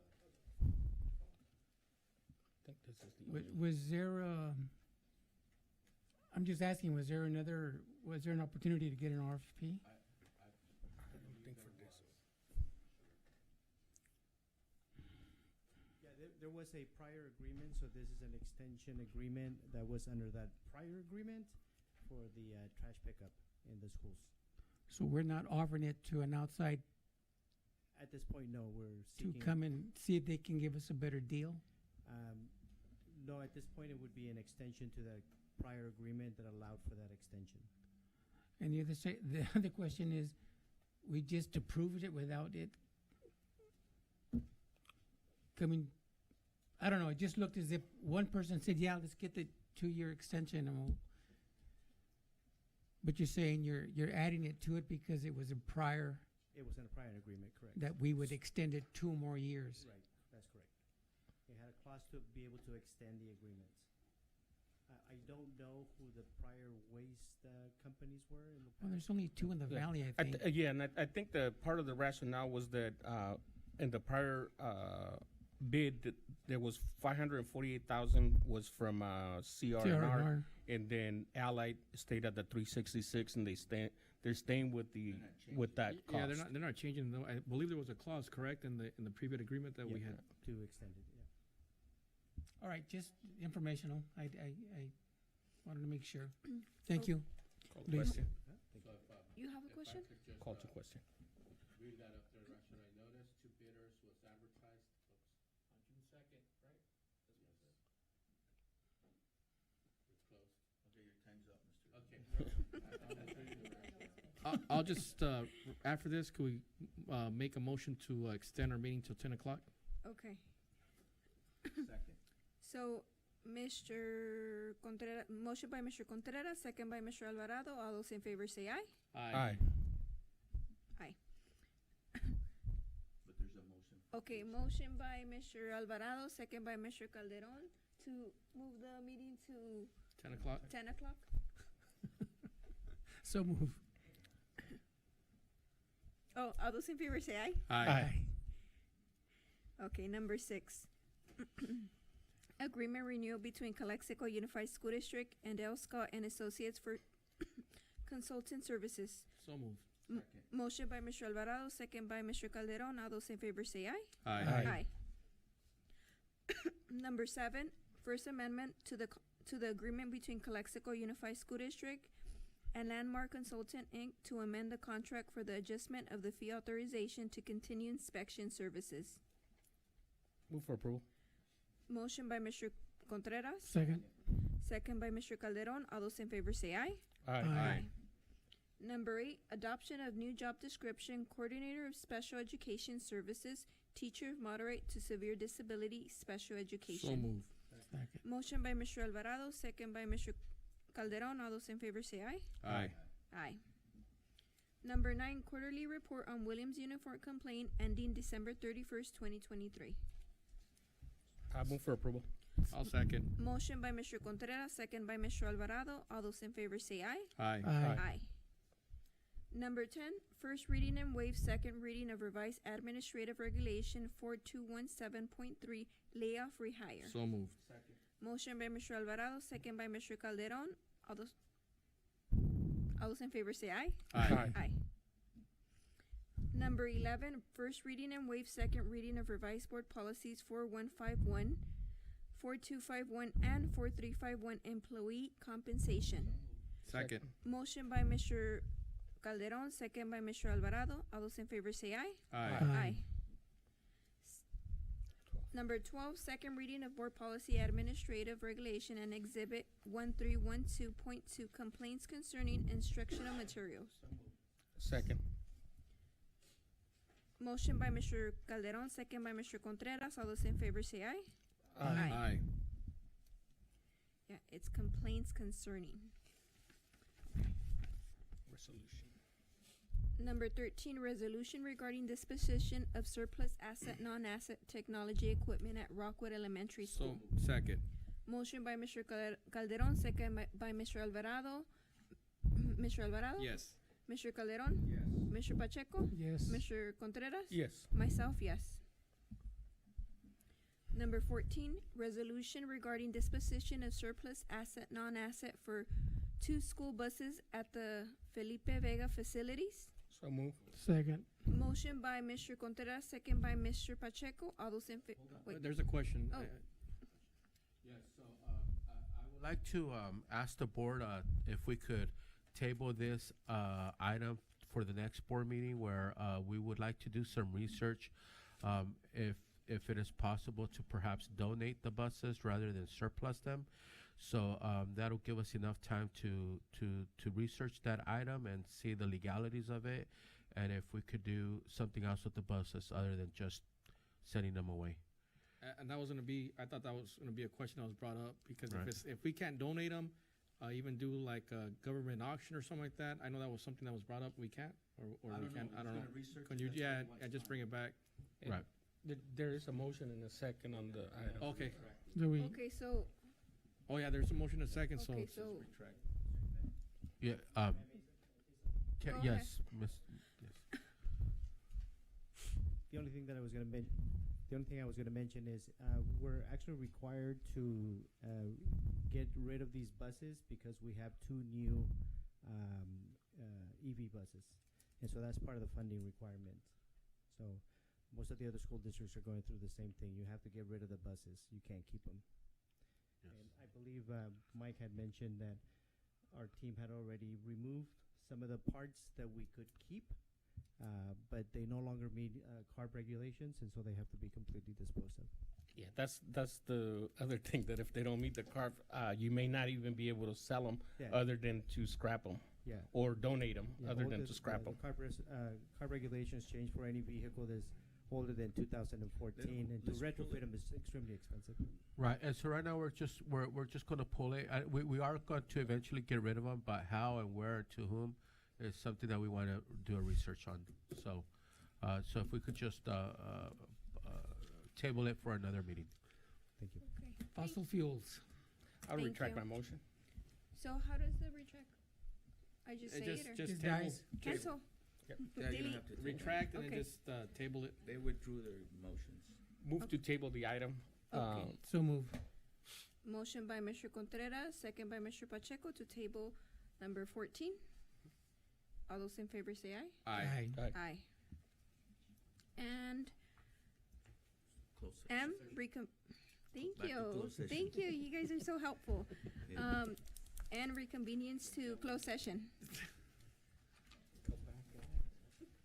We're gonna.